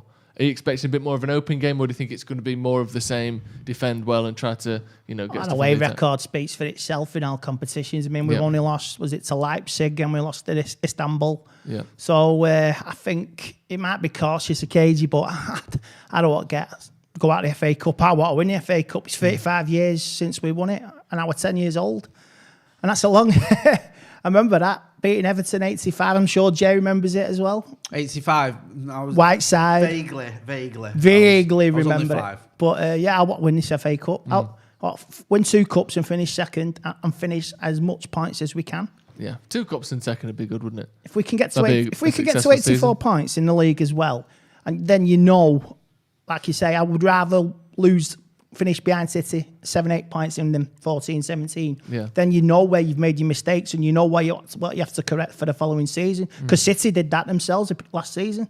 You bang on. I mean, you want to push them as much as you can. What I don't want is the sort of... I don't want a gap. I don't want a 19-point gap. A procession. No. 8 points, that's okay. Won it early doors, and it's all over. 8-9 points. Just to clarify, because there's people in the comments saying that we've won the FA Cup more recently than that. You didn't mean we haven't won it since 1984 or whatever, did you? No. I'm referring to childhood memories as a exactly. kid. I'm an 80s kid. I think Andy remembers the remember time the we won it 4 years ago, and I don't know, the treble. I went through the 80s. Speaking for you there, but we didn't win league titles in the 80s. We won FA Cups. Yeah, exactly. And it was special.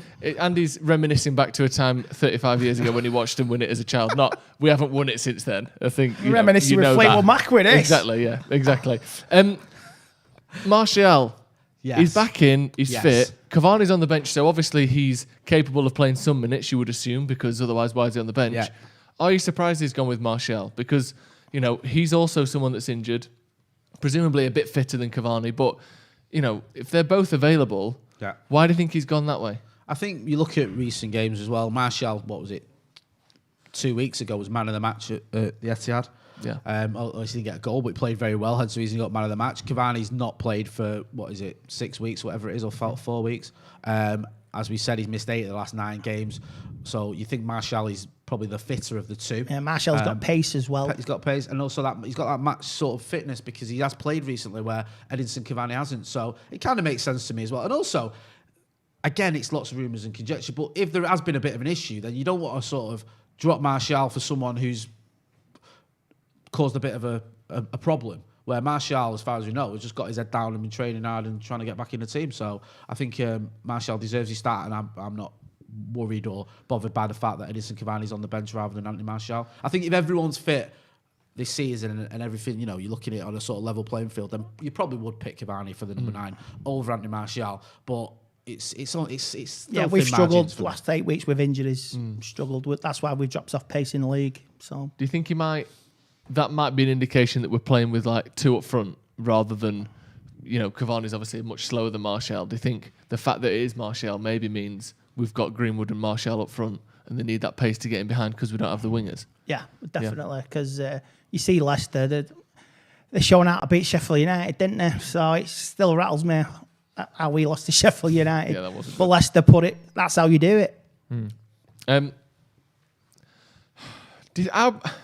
Go on. The thing I'm worried about is... Go on, hit me with it, brother. Is obviously over the last sort of, probably 20 years or so, the FA Cup, how much people care about the FA Cup, all that sort of thing, has gone down a little bit, has been diluted a little bit with, people value the league and the Champions League 10 times more than the FA Cup these days. Yeah. How much do you think Ollie cares about this tournament? Because I'm not saying that this is a weakened team by any means, and I know we've had injuries, but you look at this team, is there part of you that thinks we're still playing a cup team here? The fact that Tellez is playing, the fact that Van der Beek is playing, the fact that Matic is playing. Is there part of this like Ollie's rotating players? And let's be honest, they've got 2 weeks off after this, a lot of them. So it's not like they necessarily are going to need a rest. Why do you think he's gone with that? Because in my head, he must be desperate to win a trophy. Go on. After what he said this week, maybe it was lost in tongue-in-cheek, but... league position matters more than a trophy. You can flute your way to a trophy, but I didn't like how that came out, and I was disappointed with where he said it. So maybe, like you say, lost in translation, but like I said, I think he said it as well, Pochettino as well, didn't he? So he said it, but what are we about? And he said it the previous week. What's this club about? It's winning trophies. So contradict yourself one week and the other. So I want to win this FA Cup, and he will want to win this FA Cup. I'm sure he does. What do you think, Jay? I know what you mean when you say lost in translation. Obviously, speaking English, but I know what you mean. It's like, have people misconstrued what he was saying? What Ollie was saying was, I don't think he was saying he doesn't want to win a trophy. He said he did. I think the point he was making is that's not the only measurement of whether you're progressing. If we won the League Cup and finished 10th, have we progressed as a club? Obviously not. The point he's making is sometimes the league can be a better barometer of how far you're progressing. Now, obviously, no one's going to sit back in 20 years' time and go, do you remember that time we finished second, 15 points behind City or whatever? People may talk about it if we were to win the Europa League or the FA Cup. Well, people will. Andy's talking about a game 35 years ago where we won the FA Cup. You wouldn't be sat here going, 35 years ago we finished fourth in the league or whatever. No. So, all he knows, he'll want to win a trophy. This United team should be able to win a trophy because we're capable of beating anyone on our day. I think the point he was making about was sort of measuring progress and success, because he's trying to prove the point that he is making progress and Manchester United are making progress under him, and I think they are. You're making steps, third, second this season. Then you know what you've got to go for next. So in terms of this team that he's put out today, then do you think it's a weakened team, or not necessarily a weakened team, but more of a cup squad? The likes of Tellez, Van der Beek, not Henderson so much now because things have changed there a little bit, but those two in particular, Matic as well, who doesn't tend to be a first choice player every week anymore. Yeah, it does look like that, doesn't it? Because he loves McTominay and Fred in the league, doesn't he? And for the bigger games. So it's hard to sit here and argue that there doesn't have a little bit of a cup feel. Luke Shaw has been a contender for player of the season for Manchester United. I don't think he'd win it. I think that's Bruno by a country mile. But he's been a contender for it. So again, Luke Shaw not in there. I mean, Marcus doesn't count because he's injured. But you look at that team and you think the fact that Luke Shaw's not in there, the fact that he's changed it from McFred does make you think that he is thinking a little bit about, I said this last week as a cup game, because otherwise, why don't we see these players play more often in the league? Because we don't. I said this last week about McTominay and Fred. You're not going to win a trophy with them in midfield. Sometimes you have to change it. No disrespect to him. When you say trophy, you mean you don't think we could win the FA Cup with them, or do you mean the bigger, league, Champions League? I don't think we could win any trophy at the moment, but like you say, they're a part of a squad. Maybe you could win a semi-final, but you want your big players in big games to come up, and I just. Do you not think though, Andy? We beat City this week with McTominay and Fred in the team. The passing sometimes. I mean, Fred's pass against Sociedad for Rashford, it was beautiful. And then it's like McTominay against Chelsea, play it in round the back with 5 minutes to go. You got a chance. The passing is really poor from them two. And I don't doubt the commitment and they can tackle and the work rate's there. But it's quality. It's a quality. It's a quality finish. It's a passing of the Yeah. ball when you need it. And you've got Fernandes, you've got Pogba. We've got to have to see with Van der Beek, but it's just not in them. Do you think though? They have been giving the ball away a lot recently. haven't they? You can't. So you're saying we can't win a trophy with Fred and McTominay? I mean, yeah, I'm being honest. Would that not say then almost like we're not going to win anything this season? Because we're going to one of them is always going to play. You're gonna. Well, if you're in a final, it's semi-final. Last year, we didn't play Pogba. We didn't play Martial. Knackered. Oh, I don't want to play. Jesus Christ, it's a semi-final. Oh, let's play McTominay and Fred. Fuck's sake, what do you want to do? It still balls my piss from fucking last season. It's getting me angry last season. The Chelsea game? Yeah, last season. Martial, Pogba on the bench. We were 3-0 down after 49 minutes. Game done. So I'm sorry, man. It's there to see. I get where you come. I get frustrated with Fred in particular, but the only sort of difference I have with that opinion, I think McTominay starts to get 8 goals. I think he's having a decent season. I don't think it's amazing, but I think he's having a decent one. And I think that whilst their record hasn't been great this season together against the big six, I mean, people can lambast me, but it's there. I know, but a lot of people are agreeing with you, to be honest. But I still think we can win a trophy. I think we can win the Europa League or the FA Cup with them. It's not the be all and end all, but we beat City with Fred and McTominay, so I think we can beat. You need Ajax. big players, and we had Pogba. I'm not a fan of Pogba, I'll admit it, but you need your big players, and he came through on Thursday, and that's it. And this is what we need today. They're playing. It's a quarter final. You're 3 games from Wembley, 2 games from Wembley, sorry, and 3 from winning it. So you need your big players. Yeah, I know what you mean, and to a certain big extent, players I don't win disagree, big trophies but and big games. I think we've seen much worse teams. For example, Arsenal, with a much worse midfield than ours, won the FA Cup last season. I think. Of course, you can. You can. But you think in terms of consistently challenging for those big trophies? Yeah, look at Chelsea every season. I mentioned it today. Chelsea, I was in the top 4 cup final, finish 4th, finish 5th, cup final, win that. They're always in the top 4, top 5, and win a trophy. I want to be on that level. But would you want? So would you push swap forward as well? Would you swap their method of like, if you don't win something, you get sacked no matter what within 12 months? No. So but you can't, they've got a very rich owner who spends money on the club, and they've got a model where they sack the owner and get the best one available every 12 months. Like, it's hard to have one without the other, though, isn't it? Look at City. Yeah, but again, they've got the very rich owner thing, haven't they? I know, but I want to be on that level. Yeah. All right, maybe we can do it in this model, what we're doing, but I want to be challenging on all fronts. All fucking fronts. I don't. League. I want to win a fucking cup as well. I don't think we.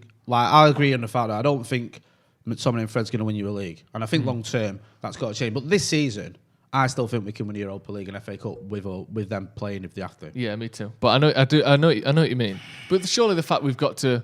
Well, I suppose we have got to semi-finals and then lost them, so I can't really use that as a reason why we would win trophies. But once you've got to that business end of tournaments, anything can happen. Surely we were in a semi-final in January with half an hour to go. They just dropped their heads. They did nothing against City, and it was still there. It was still there to go for, and they didn't do it.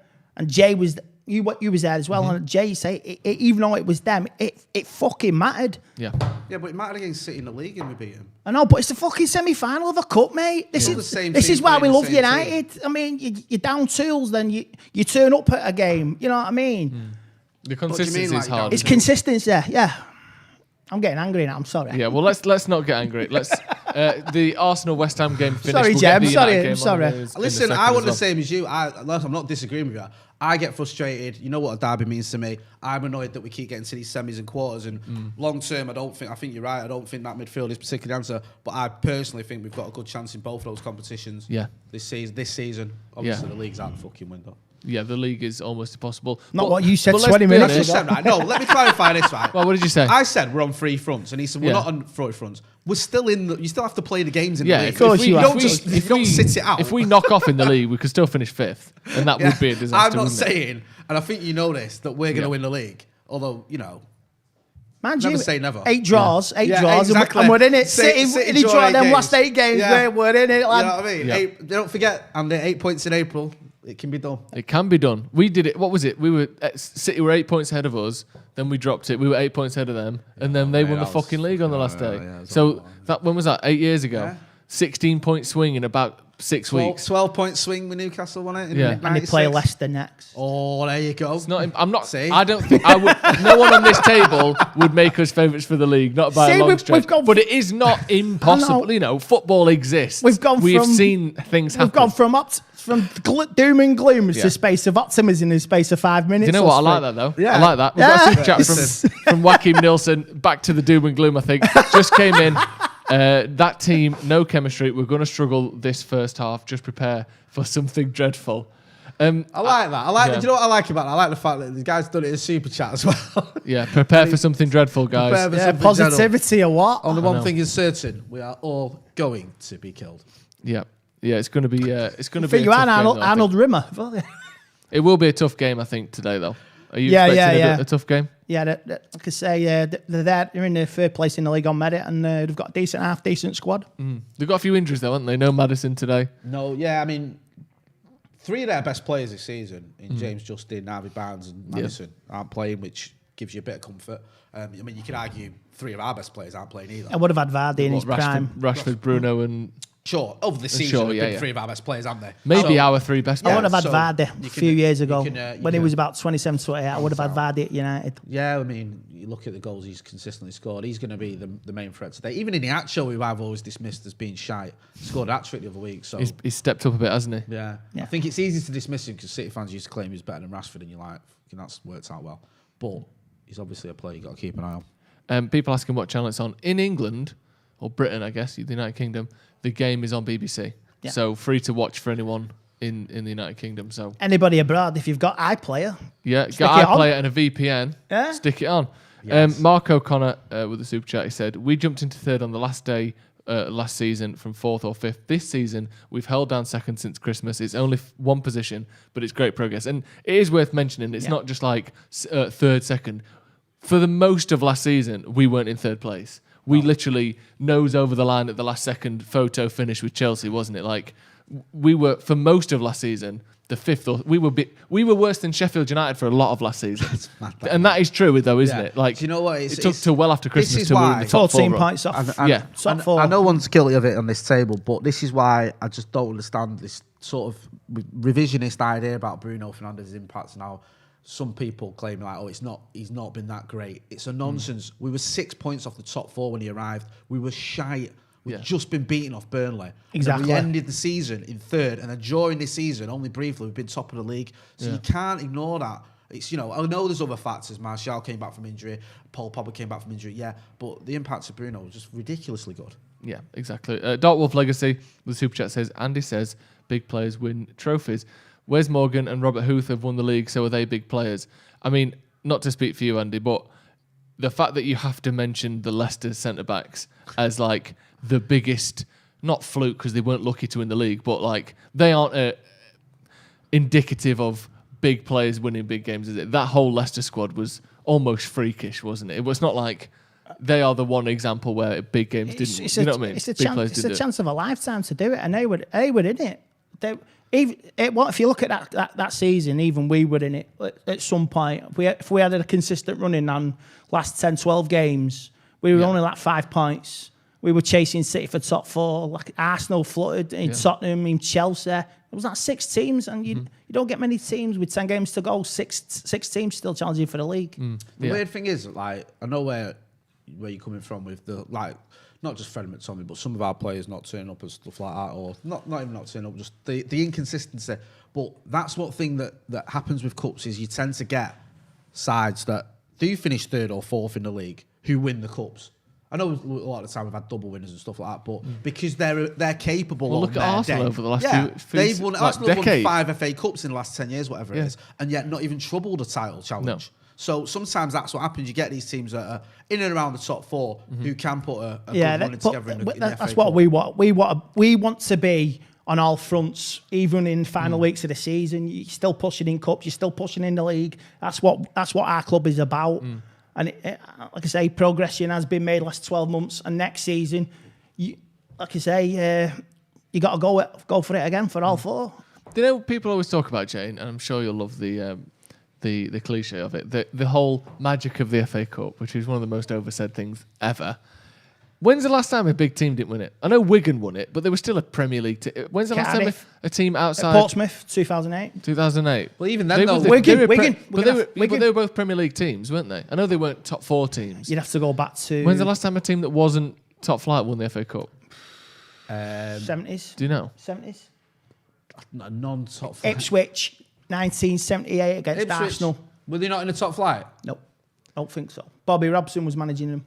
I think because somebody quote me on that, because that's the last lower league Callum, team. who's an Ipswich fan, just shouted something off camera. What did you say?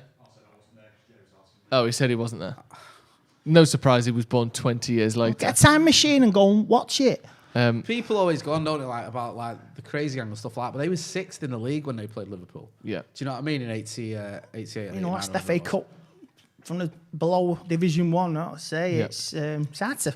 I mean, you've had teams in the final. 70s, we've had teams in the final. We played Millwall, didn't we, when they were in the Championship? But I think the magic of the Cup for me isn't about them winning it.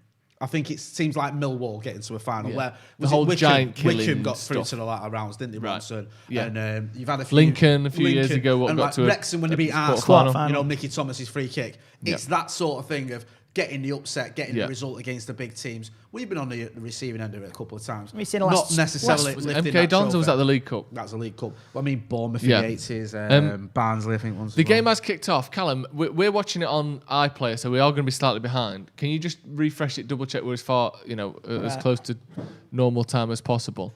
But we will get the score on our screen. We are fucking miles behind, is where we are. But yeah, we'll sort that out. We'll get the timer on the screen. We've got a super chat from This Is So Sad Alexa, played Despacito. We've missed the first minute and a half. Think we're going to struggle early on and end up chasing the game and be forced to bring on Bruno, like against Liverpool. Don't think he can ever rest. Well, you know what? If we have to bring Bruno on to win the game, that's not necessarily a problem, is it? Team have to play best player to get to semi-final. Isn't the worst day. Do you know what I mean? Obviously, I'd like to beat them comfortably, but this is the 3rd best team in England, who have been the 3rd best team pretty much all season. It's not going to be easy. That's what you just said there. Team has to best. That is like the opposite of the way that would be worded on like a tweet or something. Yeah. Like, oh, look at the state of us. Yeah. Bringing on our most talented player to win one of the most important trophies in the history of football. Yeah. It's not that bad if we do have to bring in Bruno. Obviously, it'd be better if we didn't. Yeah. Can we get a little bit of sound on there as well, please? First 2 minutes in, United looking very good, aren't they? 2 minutes. Very comfortable. Joking. Absolute movement. Yeah, it's just sensational. passing the ball about like a Sunday afternoon at the park. Yeah. Someone saying sort the timer out. The timer is sort. That is what we're watching. So if you want to set yours to that, you can. They're watching though at home. It's not what you're watching at home. Watching? That timer there is synced up with that telly there. So it is. The timer is synced up. We're just maybe behind you. That's all. Teller's on the left. I don't know who that was for. Great ball to no one. At the moment, the narrowness of Greenwood there leads me to believe we're looking at a diamond here.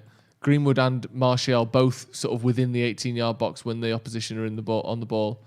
And Matic looking pretty central. That's not a foul. Soft that. That's not a foul. Tellers wins the ball there, doesn't he? Iheanacho going down there. I think it was Matic.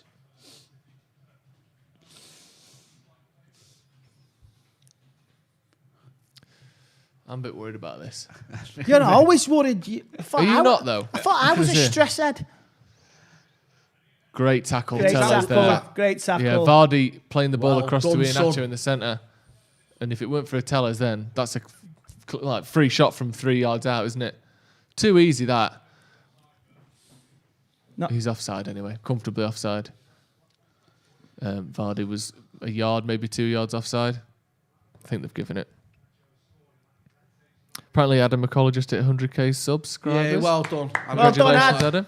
Not now, but when we finish making videos today, I'm putting videos. Yeah. By the way, Adam, Go and check out Adam McCullough TV. Adam, message me. You get a free football shirt. Heavy challenge there by Martial. I don't know who that was on. That's a poor touch again as well. Oh, dear me. Whoever it is still lay on the deck. Yeah, it looked like a heavy challenge. Leicester play it out on the deck. Hopefully, no. They've put it out so you can get a bit of attention. Yeah. Quite a heavy one. Martial just going over to him, smiling. It was at Tielemans, isn't it? Yeah. Martial just steps. Fucking sitter. Close. Here's the semi-final draw. I mean, the teams left in the tournament. Do you want to play Southampton, Leicester City, and Chelsea? Oh, the draw's not been done yet. Right. The draw will be at half time, by the way. We'll give full coverage of that. Thought we had City. No, I wonder what you were doing. No, would you want to get Southampton? Yeah, of course. It's just an obvious question. Yeah. Yeah. Some people no disrespect. No, do you know what? I wouldn't. I'd rather have City in the semis. Would you really? Yeah, exactly. I People, don't want City the idea in the of losing a final to City I can't. is so unbearable. I've lost the semi to City before, and I can deal with it. It's shit, but I could deal with it. A final, mate, you won't. Sometimes you got to beat the best to be the best. Yeah, but you can beat them in the semis. United can't get a semi at the moment. Oh, fucking hell. Join the club. Tell us of the throw-in. Pele will sort that out. Lovely. Oh, yes, he used to do a bit of that, didn't he? Yeah. Go on, tell him. Erectile dysfunction tablets. Yeah. Yeah. Good lad. Is that a foul on Martial there? No wonder he's still scoring in his 70s. Yeah. 80s. Playing through our midfield there. Fucking hell. Got to be careful in this counter with Leicester. Yeah. Pogba went for a press. Passed it round him easy. The thing is, Leicester, Fred was pushed up too high. Like, judge some of these players. Like, on paper, this Leicester team, you think it's okay, it's not that amazing, but then you've seen them this season. Outstanding more often than not. Like, players that you think, oh, they're okay. But then they lose games you wouldn't expect. That's So what I they mean. lost to Fulham. It's very difficult to judge we it. lost to Sheffield United, so Yeah, exactly. unexpected games you lose. It's good. Good play there from Wan-Bissaka and Van der Beek, but Wan-Bissaka's ball up straight past Mason Greenwood. We haven't played the diamond in a while, have we? It's like we're experimenting in about 5 different ways with this game. Van der Beek's starting for the first time against ever. Leipzig. Pogba's starting for the first time in ages, which isn't unexpected, but it's still, something that hasn't happened in a while. Matic starting, Telles starting, and add on to all of those new players, we're playing a diamond as well. It's like, how are we ever going to look like a proper unit in this game when we're doing about 5 things we've not done in 6 weeks? It does seem a little bit sort of OTT in terms of changing things around, but I suppose there might be an element of needs must. Yeah. With players that aren't available, match fit, or just a bit goosed. Yeah, I guess so. And I think we mentioned this in the preview, or I mentioned it in the preview, we spoke about it. Leicester's midfield, I think, has been winning them games. Tielemans and Didi, in particular, have been winning them games, and I think keeping the ball and actually being able to play it through their midfield is going to be a massive part of winning this game if we are going to win it. 100%, yeah. Wan-Bissaka, that's a heavy ball. He's never going to get that. Yeah. It was such an easy pass to make as well. This is where the passing comes into it. What I said before. They have to work on the passing. Pogba's got like a little sleeve on under his thing. Why do you think he wears that? What do you think that's about?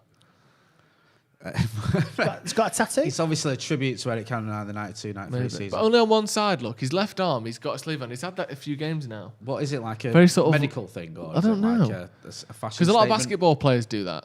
Like LeBron James will always has a sleeve on one arm, no sleeve on the other arm. Oh, right, okay. It's like a fashion statement. I don't know what it is. Maybe it's a to protect the muscles, thing. protects his muscles. Maybe. He is friends with an NBA star, isn't he? I've seen that. Yeah, I've seen that. So it might be a tribute to his friend. I don't know. Perhaps. I wonder why he does that. Anyone in the comments, let us know. They have muscle tape underneath. Yeah. So why on that arm though? I don't know. Yeah, that's the thing that's getting. I don't know what's up with his arm. And Cantona wore a plaster cast. That's what I mean. I thought it might that be was good. And he play like that. Tribute to him. Yeah. Vardy as well. Do you remember when Vardy had one? A cast on, didn't he? Sorry, he's Vardy was like fucking Keith Lemon. He had that cast on for about 4 years on his arm. He's had a bad wrist for 4 years. Potatoes. Yeah. Who are you, Keith Lemon? I bet you still got that on. Apparently it's injury prevention or simply for style. So the article made the same guess as we did, and no one knows the answer. Right, I'm not being funny. Those are surely. Yeah. Those are the only two options. Is he combining the two? I won't be surprised if he's combining the two. Fashion. No. What are the other options? Science. See if fall under medical. No, it wouldn't. Oh yeah, of course it would. Look at you. What are you, some sort of shaman? Pseudoscience. Apparently, a source close to the player don't fucking know. Someone said that it's simply aesthetic. Fair enough. No, it's combining the two, fashion and medical. Fashion and science. I like it. I'm going to start doing it. Good. Yeah. Let's get you on, shall we? You'd never notice it on your hoodie. Is it like, is there a faux pas there? You can't have it on your left arm or your right arm. Yeah. You strap a bottle of Pepsi Max to the If you other have it side on your of left, your if you have it on your right arm, you're sad. Just a straw up your arm, just going What, up. like Spider-Man's web shooter? Yeah, man. You just got a Pepsi Max thing. When it does that, a jet of Pepsi Pepsi- Max Pepsi squirts cherry. bad guys in the Now eyes. you're talking my language. The cherry burns extra hard. Adam's got it other side of the office, just fire it at Jay. Yeah. Jay, drink it. I will say United have kept the ball a little bit better. Nice. Yeah, that's good. Having Donny, Pogba and Matic in there, 3 players who all are a bit better at retaining possession. It's a foul. So far, looks like it's working to me. I know that we've not made a lot of chances yet, but we gave the ball away, so much in the first half against Milan. We've not been doing that quite as much so far. All 3 of those players are pretty good at retaining possession, aren't they? Yeah, no, 100%. And like you've been saying there about the midfield and how that could be where it's won and lost. So you want to see us being sort of, at least being the inside when we've got possession. Yeah, but here's the problem Saying here. that though. It's when the ball gets turned over. That's good from Matic. People say in the comments about Donny not passing the ball forward enough. Whilst obviously I like players passing the ball forward, and when Bruno isn't playing, you do notice the difference. I think part of it is just not giving it away. Do you know what I mean? Yeah, Just I mean, keeping that's the ball. an age-old criticism. I remember Michael Carrick used to get stick about that from some people, but keeping hold of the ball, sometimes, especially if that's your role in the team as well, is more so than... Helps you control games. Than And Bruno, that's a foul who's on always Pogba. looking to go forward. Well done. Has he played an advantage, that referee? Yeah, he did. I like that Donny even there. Great passing ball, it back. great ball. Come That's on. a good pass from Matic. See, this is better because we've held the ball in midfield for 10 or 11 passes now. Yeah. And now we're on the edge of the Leicester box. And it's a Good corner corner. to United. Good play there, United. Just brought it through nicely there. Soyuncu tackling Martial. He needs a goal. The lad Donny. He needs a goal. He needs a goal. This is what we're saying, isn't scored it? the Etihad. Do you know what we're saying? I think the chances of him salvaging this season are gone. But what he could still do, you're never going to end this season going, he actually had a decent season in the end. That's not going to happen. But what he could do... Score goals in the cups. Yeah, exactly. Winners of cup. These are the sorts of games where you get a goal in this game, then you get a goal in the final, or same with the Europa League. And he's done it. He's done it. If he can turn himself into a big game goal scorer for the rest of the season, he can sort of a little bit salvage what has otherwise been pretty disastrous, hasn't it, for Martial? 100%. Like you say, you'll remember it then, won't you? If he's banging him in the latter rounds or the final or whatever. Corner goes in, Tellez. Maguire wins it, and he's cushioned it almost. He's somewhat, running just backwards, cushioned it isn't he? towards the And keeper, that's all he could do, really. 10, 15 yards out when he heads it. Difficult one, but... What's the bounce there, lad? Yeah. Well done, Fred. That's their ball. See, that's something Fred will give you. He's random covered there, hasn't he? Yeah. When everyone was up, so no matter what you say about his quality, he's always good. Oh yeah, his commitment and his running work rate. You can't deny it. Adam Kenny with a chat. He says, without Rashford and Bruno, who can score? The thing is, Mason can get you a goal. Let's not forget he got one against the Scousers, didn't he? And he's he's not incapable of getting a goal. Martial can get you a goal. It's just they've not really been on form this season. But I still think that I wouldn't say they're incapable of it or we haven't got goals in this team. Yeah. Mason especially. If he gets a decent chance, he was very unlucky against West Ham. Yeah, he was. Hitting the post the way he did, and that save from Fabianski. For me, he's a player that's always going to be dangerous, regardless of the fact he's not really been as prolific this season. So you can even throw Paul Pogba into the mix as another one who's not prolific but can get you a goal, as we saw against Milan, and we've seen it against the likes of Burnley and Fulham. Pops up, hasn't he? When we've needed him. We needed him, yeah. This is where you want. Do you reckon? Does that worry you?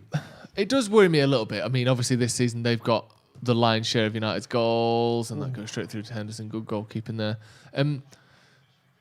It does worry me a bit because I think whilst those guys are definitely capable of scoring, I mean, last season between them, 40 goals I think between them, Martial and Greenwood. Yeah. So last season and in their careers, we know they can score goals, obviously. But having players that are, especially in Martial's case, often look so out of form. I do kind of think we aren't going to score 4 today. Do you know what I mean? I can't see us scoring. Because not only have we lost, and this isn't their fault, I'm not blaming Martial for this, not only have we lost the goals that Bruno and Rashford provide, we've also lost the creativity that they provide, because let's not forget they're also our 2 highest assisters. Is it something like 30 assists between them or something stupid? So it's a lot we've lost, but with those two both, not playing. Obviously, this is where Rashford it's time for Bruno on the bench. It's time for them other players to step up. Yeah, it is. Like, Matt can unlock a defence. Pogba can unlock a defence, and it's time to step up. Even Donny sees the moment. Better opportunity than today, eh? Yeah, huge game. And a chance to get to another semi-final, which is pretty amazing, really. It is. Where do you stand on that, Joe? You said it's amazing. I've had this discussion with a lot of people, and people like Andy's shaking his head there. People go, losing semi-finals is shocking, and they always, keep losing semi-finals is poor. But yeah, it is. Do you give Ollie credit, because we've beat some good teams to get to them semi-finals. And also, this is the weird thing. It's not like we have to understand where we are, right? Yeah. When under Van Gaal and under Jose, these teams weren't capable of winning the big trophies, and we saw that by the fact that we finished fucking 6th every other season. Yeah. Like, it's not like we've had an incredible team, or like, Ollie's going season on season off with Fergie. Fergie's winning it every year, it's his turn. Ollie's finishing 4th. Do you know what I mean? That's not what's happening. We have to accept where this team is in terms of quality and how this team has got better. And I think the team that we took over from Jose, which, could regularly get upset in a cup. I know that we did win some trophies under Jose. But to go from that to being consistently a quarter-final team almost every time, I think every single time we've got to a quarter-final of a competition that's a knockout competition, and then getting to semi-finals as well. Obviously, I'm not going to go home and go to sleep with a smile on my face because we've got knocked out in a semi-final, of course. But I think the fact that we are... What was that? Was that Fred? Yeah, terrible. Jesus wept. The fact that we're consistently hard to beat in tournaments and we get to semi-finals regularly is a good thing. And then you add to that what will hopefully be a better squad in years to come. I think that's a good mindset for the players to have. Whilst obviously I'm not happy we get to semis and lose them. No one wants that. Spurs had that. Spurs had a good squad for last 5 years. Yeah. Semis. Only get one final. Didn't win anything. No, I know. Yeah, I don't want to be that. That's not the end. The end goal isn't let's keep losing semis. That's what I'm saying. The end goal has to be winning trophies. And I would rather win the Champions League and not get to any other quarterfinals for 2 years than get to a semi and lose them all, obviously. Yeah. But what I'm saying is we are difficult to beat now, and I think that's a good basis to start a successful squad. Foundation. Klopp had this. Klopp was cup final after cup final after cup. It's a good point about Klopp. He was in 6 on the trot. Six, and he beat Spurs, gone on win the league. I mean, that's sometimes you need a cup to go to win the league. And then you look back and you go, the fact that they were getting to those finals was actually quite good. We've won a cup, now we can go and win the league. Yeah. Look how they lost the Europa, lost the League Cup final, they lost the Champions League at final. Dortmund. Yeah, and then he lost the Champions League final for Dortmund and then lost one for Liverpool, didn't he? Sevilla, yeah. And lost the Europa League final as well. But I'm pretty sure they lost the Champions League final to Real Madrid. Yeah, when they did. Klopp was manager. Yeah. So like, it's this is where we want to be in any competition at the end of the season with a chance of winning something. Yeah. We were talking before, so we didn't quite mention it. What the fuck was Fred playing out there? That was like a 2-yard pass straight to one of their players. I forget? No. To set up a counter-attack. Good Great block defending. by Harry Maguire. He held his hands up there, Fred, after it. I was watching. I hope someone's telling him. He did, but like accepting that you're shit doesn't make you less shit. Because I know Bruno's the type that would be. Yeah. But that's the problem with Fred. Giving the he ball gives away. the ball away too much. 30 yards out as well. Yeah. I know. It's you there said to this. see. I know. I'm not here to criticise. Well, I am, but it's there to see. You are. You love it. I fucking thrive on it. Yeah, that was really bad from Fred, wasn't it? I think he's going through probably his worst patch in about 18 months, Fred. I think I trust him on the ball less now than I have done in pretty much any time since Ollie took over. I'd rather trust you and Jay on the ball than Fred. It's quite amazing, really. Not seen me play football, haven't I? I mean, you're better than me. Surely you can make a pass. Yeah, I mean... And you can hold the ball and pass it over there. Me and Joe are like them at Fred of the Stretford Paddock side team. This is the problem that Fred had to start with, and a couple of managers have mentioned it. Ollie's mentioned it a couple of times, how they had to get him up to speed. They had to... You've got to take less time on the ball, etc., etc. And it's like he's doing that again, where he takes it a bit too long, and then the pass isn't there, but he still tries it. Like, he's got to know I'm not a great passer of the ball. And what people are criticising Donny for, and maybe rightly so, because I think Donny is capable of more, That's what Fred should be doing. 5-yard passes, sideways and backwards. Yeah. And if there's an obvious one going forward, give it a go. But You see him do he's it. playing like he's a player that he's not. Against Sociedad, he made that pass for Rashford, and it was straight through the eye of the needle. He split 2 players, and Rashford went through and scored. Yeah. So- But how often does he do? How often is he capable of doing? Like, I'm capable of doing that 1 in 50. Do you know what I mean? Like, anyone who can play one football. in 10. 1 in 10. Yeah. So I'm not saying that he shouldn't try that because he got us a goal in that game. But, you know, anyone who's capable of playing football can occasionally thread it through the needle. This is Premier League. You've only got a few seconds to think. Exactly. See that, you know, I'm happy for him to do them all day. Yeah, like a spread the little pass out wide. spreading it out. But when he's looking up and he's taking too long on the ball because he's trying to make a pass that he's probably not capable of anyway. It's just, I don't know, he seems to have gone backwards a little bit in that regard. James Marshall with the super chat. He says, where do you think we would be if Henderson had been in for the whole season? That's a good question. What do you think, Andy? Well, we wouldn't have drew with Everton.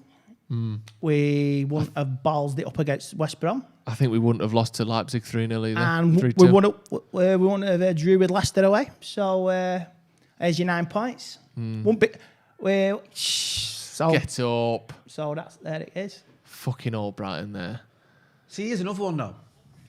Mark Albrighton, you think, shite. But Premier League winner, and does a good job. Do you know what I mean? Yeah. You look at him and think Aston Villa got rid of him because he was no good. And yet, you know, he's been in and around the Leicester team for the last 6 years. Yeah. So, you know, but you might put, I know what you get, but you put your face, but he is a Premier League winner. He played 30 games that season for him. What was it? I was seeing it on Sky the other week. Was it one of the Sky presenters who said, have you got one of these? I think it was Micah Richards to Jamie Carragher, whips out a medal, you know, right round the neck. So he's got one of them as well. Yeah. Unlike Jamie Carragher. I saw that. That was funny. People saying about 7 points better off if Henderson was The playing. only trouble with that argument is, and I'll be honest with you, it's more to do with my memory than anything else. I can't remember the games. I'm not thinking the games where you look at David De Gea and thought that was a save that he saved us here, won us a game or kept us in it. Do you know what I mean? Henderson's in there. There must have been some. Henderson's in there against Everton. That last minute free kick, we clear it and we command the box. We don't give away the free kick. He's right on. He is right on. Jesus wept. He's miles away then, Tellers. When he Tellers went to make making that a slide tackle from about 6 yards away. Why, Henderson would be right on Calvert-Lewin's toes when he's trying to put that ball in the back of the net. Pogba carrying his De Gea boot was 4 about yards there. off him. Yeah, Pogba got tackled. He obviously stood on his foot there. He's lost his Dolphin as a Sports Direct Open at this time now, is it? To get a fresh new pair of boot. boots. Do you remember when was it? It was. Oh no! It was. I was going to say running around with his boot. It wasn't. It was Forlan with his shirt. Do you remember when he took his shirt off and play restarted? We celebrated. He took his shirt off. Span it around Chelsea so get it much. back on. Sorry, when he couldn't get it back on. Couldn't get it back on, and the kick-off had gone, so he was running around Old Trafford with Chelsea. his shirt in I his think hand. it's Chelsea, It was wasn't Chelsea. it? His shirt in his hand. And it was around that time they started booking players for taking their shirt off. Yeah, it was. Because you didn't used to get booked for that. No. Anyone who's under the age of 25 might not remember. Oh, it's the PC. Players used to smoke on the pitch. Yeah, Didn't they in your day, Jay? Yeah, the pipe. And usually, then the smoking ban came in 2004. They had to vape for a bit. Then they had to vape. And then they just and then banned it was all just together. and then they covered him in nicky patches for a while, didn't they? Look, going out there looking like an Egyptian mummy, nicky patches all over the face. I've seen a Simpson episode with Krusty the Clown covered in patches like that. You don't see the nicotine patch anymore, do you? It's under the arms. It's under the arms, isn't it? It's under the arms, isn't it? Maybe just under the shirt there. Put it under. Have you ever had a nicotine patch? Can't say I have. I don't smoke. No, I don't. But I'd try a nicotine patch. I know that's just no point for it, but I'd have one. See what it's like. Weird, What lad. if it gives you a red buzz in that, and then you get nicotine? You get so addicted to nicotine patches, you have to start smoking to wean yourself off the patches. There's an awful loop to be stuck in, isn't it? Alcohol, football. They're the two main commons in my life. Yeah. Anderson comes out and claims it. Good goalkeeping. Leicester just putting a bit of pressure on the last few minutes, aren't they? Yeah, they have, and that's what they do. That's what they do. They do best. Yeah, they do. High press. Maguire on the ball. We're looking at James Maddison. I don't particularly want to see James Maddison. Fred. No! Fuck off, Fred! Fred has just passed the ball straight to Iheanacho there in our 6-yard box. What a fucking... He's been fucking shit today. Fuck off! What are you doing? You fucking bellend! That is absolutely ridiculous. Yeah, it's my fault. Yeah, well, take some fucking responsibility. You fucking idiot. So, I mean, we're watching fucking James Maddison for most of it. Maguire passes the ball to Fred. Fred takes a touch and just passes it to Iheanacho. Are you fucking real, Fred? 1-0 Leicester. Fred's just passed it to Iheanacho inside the 6-yard box. What was that? What's he doing there? I don't know. He's trying to get it back to Henderson and he's nowhere near it. Can't make a pass. Get him off. Just take him off. That's actually take him off. ridiculous. Absolutely incredible I don't pass. understand what he's thinking of doing. He's just trying to pass back to Yeah, and it's just a shit pass. He bounces the ball into the ground, doesn't put enough power on it. Well, it would have to be him, wouldn't it? It's Iheanacho going round Henderson. Fuck's I mean, sake. ridiculous. Can't defend that. I don't care who you are. Even a manager can't defend him on that. No, I don't think anyone's going to defend that. Fuck off. We were just saying as well, weren't we, how he's been giving the ball away. Constantly, yeah. See, you're not going to win a trophy with him in your fucking side. Sorry, someone said, sorry, mate, I don't even blame Fred. The whole situation was appalling. Wow, No. what's the whole situation? I mean, Maguire passed the ball to Fred. He had a man on his back. But if there's a man on your back, when you're playing out from the back, you're gonna have people pressing you. That is why it's not easy to do. That's why you have to be good at it. So if you're playing out from the back, you have to know that there's going to be someone pressing you. That's the whole point. It's you accept the press for the sake of keeping possession. So if you can't play out from the back, don't play, or tell him you can't play out from the back. But the fact that there's a man on his back is no excuse for just giving the ball away. If you think I can't make that pass back to Henderson and there's a man on my back, fucking boot it out for a corner if you have to. Yeah. Boot it out for a throw in. Whatever you have to do, you don't pass it to their striker on the 6-yard line. No matter what. Come up with a fucking excuse for that, I tell you. It'd be fucking Oscar winning if you get. You're never going to play the ball out from the back without some pressure on your players. That's just the way it is, and that's what you expect. And he's lost the ball there, but that's not his fault so much there. But fucking hell, if you're gonna do that, just boot it. You're better off kicking out for a corner than doing Seriously, that. it boils your piss to fucking see that type of fucking interaction. Fuck off. We've got to see a bit of a reaction now, haven't we? Because the first 20 minutes we looked all right, or first 15 minutes, and we've just allowed them to keep the ball and have the ball for the last few minutes, and it didn't take much, did it? And they're in the lead. And they're good defensively as well. See, that's the sort of thing, when we've been defending so well, and then you just give away a goal like that. It was always going to be tough, this. It was always going to be a goal either way, wasn't it? Yeah. And we've just given them a free one, and now we have to fight back from that. It's Ooh, fucking what Kasper happened Schmeichel. He waited to the last second, didn't he? Schmeichel waited till the last second because I think he thought Martial might get a touch. It's a good cross from Fred. I don't know what he's doing. He fucking shits it. He should just leave it. Why didn't he just leave it? Yeah, I think he's panicked on it. Yeah. Schmeichel's lost his head there. Corner to United. Get your head on it, Maguire. Yeah. Redeem yourself, Fred. Get your fucking head on it. He's 5'6". I don't give a shit. Jump. Tell us. It's a good ball in. Maguire wins it. Fucking hell, man. It's a free header and it's 10 yards wide. I don't quite know what happened there. It looks like he was like pushing someone out of the way, wasn't he? And then he heads it and just, I mean... Oh, that's a shocking. Just incredible. Zero awareness. Yeah. Zero fucking nothing. Iheanacho's in his view when he makes that pass. It's not like he knows he's there. It's not the man coming over his shoulder. shoulder. He knows he's behind him. You can see the presence. Corner of your eye. You know he's there. Well, yeah, but it's not the man behind him. Isn't Iheanacho? Iheanacho's in front of him. He can see him just off to the right. We've got a super chat from Joe McGovern. That's what Fred does. He's just not good enough. Potentially. People saying get Fred off now. We're not going to sub him at fucking 28 minutes in, are you? No. No, we're not going to sub him just because... You can understand people angry, mate, though. You can understand it.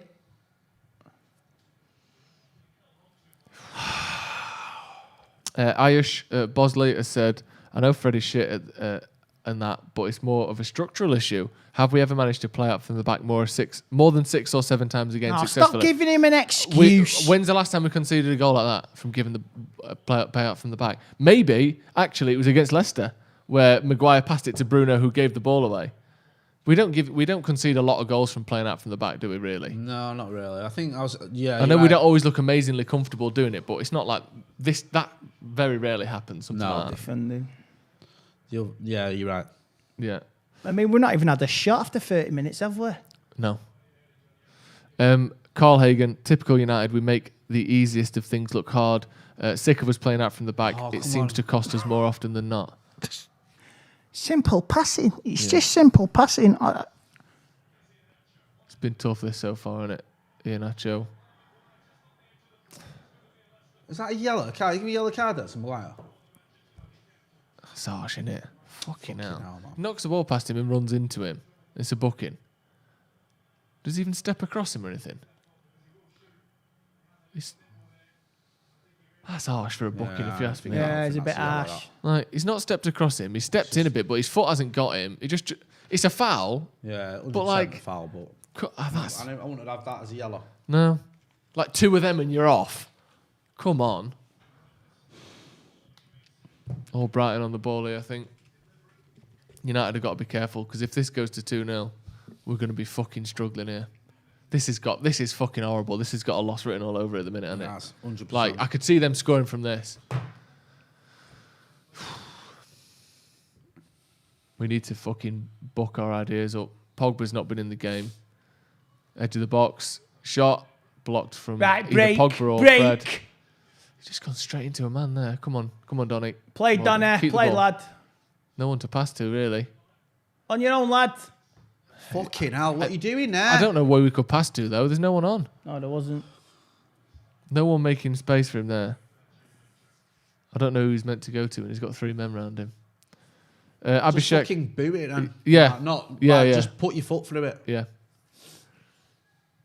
You're right, there wasn't fuck all options. No, but yeah, it just looks shit from everyone, didn't it? Abhishek Paddy says, enough talk about progress. We're bottling every competition with bang average players who turn up sometimes in the season. How can I be optimistic? I mean, it's the hope it kills you. That's what it is. Yeah. The hope I mean, it kills bang average you. players is harsh, I think, on a lot of them. There's a lot of good players in the team. Yeah, of course there is. But when they pass like that... Yeah. Oh, yeah, that's shocking. Absolutely, there's no defending that from Fred. Terrible. And we've not been good enough so far. I mean, I don't want to put it out. Maybe he's a Solskjaer favourite. Well, I don't know. Because I think the thing is, Matic and McTominay don't really work together, do they? They're both a bit too big, a bit too cumbersome. Matic is better than Fred, though. But who are you playing with? That's the thing. So Matic and McTominay doesn't really work. Matic and Pogba is often actually the first choice when they're both fit. So, when they are available, we often do see Matic and Pogba together. I know what you mean, and I don't think, a midfielder, Fred McTominay, is going to win us a league title either. But I can see why, with the current team, Fred gets the games he does, especially when Pogba's injured, 2 months a season. Like, who else is he going to play in there? That's the problem you've got, innit? Yeah. Pogba's injured and Matic can't play week in, week out, and you've got problems. Yeah. Hopefully Ghana can come next season maybe and get involved in the conversation. Yeah. The possession's been, like I say, the same 50% each, but... We've not done anything with it. I mean, to be fair, they've not done anything. Yeah, I was just going to say, how many nothing. shots have they had? I can only think of one. One, that's it, yeah. We've had a couple of... we've had a header that was on target from Maguire and one that was massively off target, but they've not created a lot. It's just... That's why it's so annoying, because, like I said, it was always going to be a 0-0, a 1-0, a 2-1. Like, this was never going to be a high-scoring game. And when you give them a free goal like that, that's why it's even more frustrating, because this ain't going to be 5-3. If we go out like this, we've gone out on a whimper and we've just gifted City at the FA Cup. Do you think? Yeah. Do you think we're the only ones that can stop City? I don't see Southampton. I don't see Chelsea. I don't see Leicester. On our day, we can beat them. All right, we've got a good record in the league and that. It's a cup game and we've beaten them once this season. Fucking hell. We can do it. Lindelof giving the ball in the middle. Brilliant from Wan-Bissaka there. Fantastic slide tackle. Stop the ball going through to Vardy. Really good recovery. Lindelof made a good run out. Oh, fuck me. Sellers just gives it away. Good run out by Lindelof and then just passed the ball away. And a mixture of Tellez, bad ball, and Martial not making himself available, I think, there. give it away on the other side straight away. That link between midfield and attack has been fucking non-existent, has it? Yeah, it's already you're looking at Bruno, aren't you? Yeah. You can't go on like this. And you wonder, will Bruno stick around if we don't get the investment for the summer? It's up to us whether we sell him, innit? I know, but he wants to stay. But if he's getting no other players, I've got Pogba on there. I've got Donny next to me. Nice one. Yeah. Following week, Fred McTominay. Stefan has said, why are we resting players before the international break? Other than maybe Bruno, who looked as though he might be carrying an injury the other day, didn't he, holding his thigh? Yeah. Who are we resting? Shaw, I guess. Yeah, Shaw's the only one because Rashford's obviously not fit. I think Pogba's he's in a bad way here. Pogba's took his boot off. I don't know what's happened there. Oh, he just stood on his foot. Hopefully it's not much more than that. Hopefully there's no ankle twist or anything in there. He stood on the side of his foot there. Just a painful one, I think. Yeah. Hopefully nothing more than that. Yeah. My mature, to be fair, Fred bottled it there, but the pass from Maguire to Fred is also part of the problem. Fred was sandwiched between two players. Maguire put Fred in trouble. I mean, personally, if you've got the ball under control, it's your choice whether you pass it to their striker or not. Like, I'm not saying he was in the best position in the world, but you got a guy behind you. You fucking boot, like you say, boot it. It's hard for me to blame Maguire for that. Like, maybe you could say, yeah, he put him in a bit of pressure. But he can trying to take the easy option out. Come on. Trying to take the easy option out. It was Maguire's fault. If it was the other way around and Fred had passed it to Maguire and Maguire had passed it back to Iheanacho, I don't think there'd be anyone blaming Fred for that. Do you know what I mean? It would be clearly Maguire's. It's the person who passes it to their striker is whose fault it is. Of course he is. You've got the ball. It's your responsibility to control it and get rid of it. And if you have to, like I said, if you have to boot it out for a corner, if you see no option, kick it out for a corner and then scream at Maguire, scream at your defenders. What the fuck you doing? Yeah, you can imagine, Keane or something. So nothing around him. I put it out for a throw and then bollock everyone because why haven't you made a run for me? Fair enough. Do that if you have to. Yeah. Well, why did you put me in that position? Yeah. No matter what, you don't pass it to their striker on the 6-yard line, and if you do, it's your fault.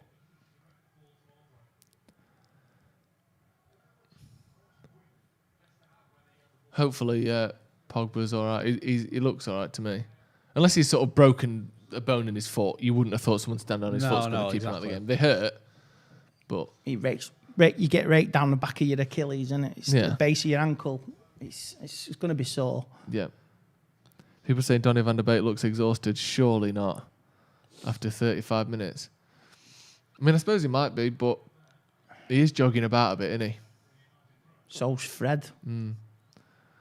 Look at Ollie, looks fucking fuming. Do you think privately he bollocks him in the dressing room? Yeah, definitely. Ollie's not soft. He's not this idea that he's soft. He's not. I think you're not going to just let players cost you your job, which is ostensibly what's going to happen if we don't win anything. Sooner or later, Ollie will get sacked. So I can imagine him fucking bollocking him.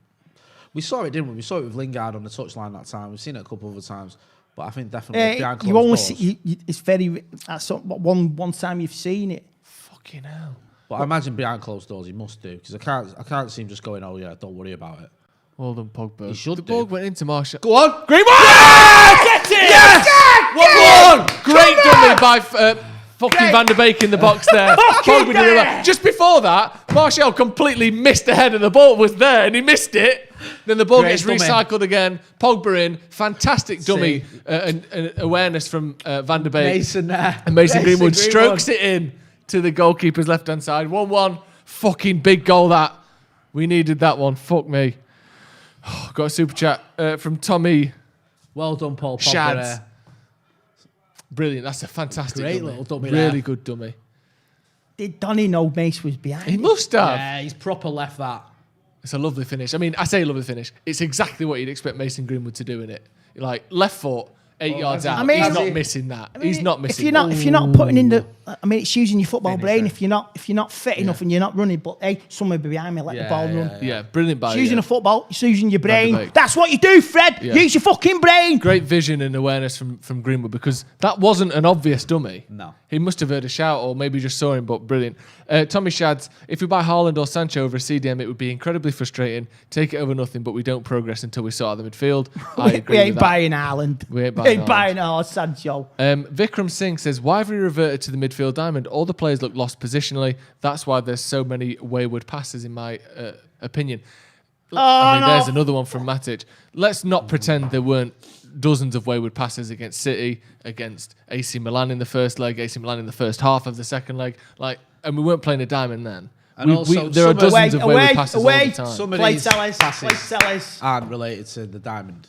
Yeah. It's just simple fucking passes that people aren't making because they've switched off. Fucking hell. People saying VAR. Well, actually, one person just saying VAR over and over and over again. So VAR for what? Just nothing.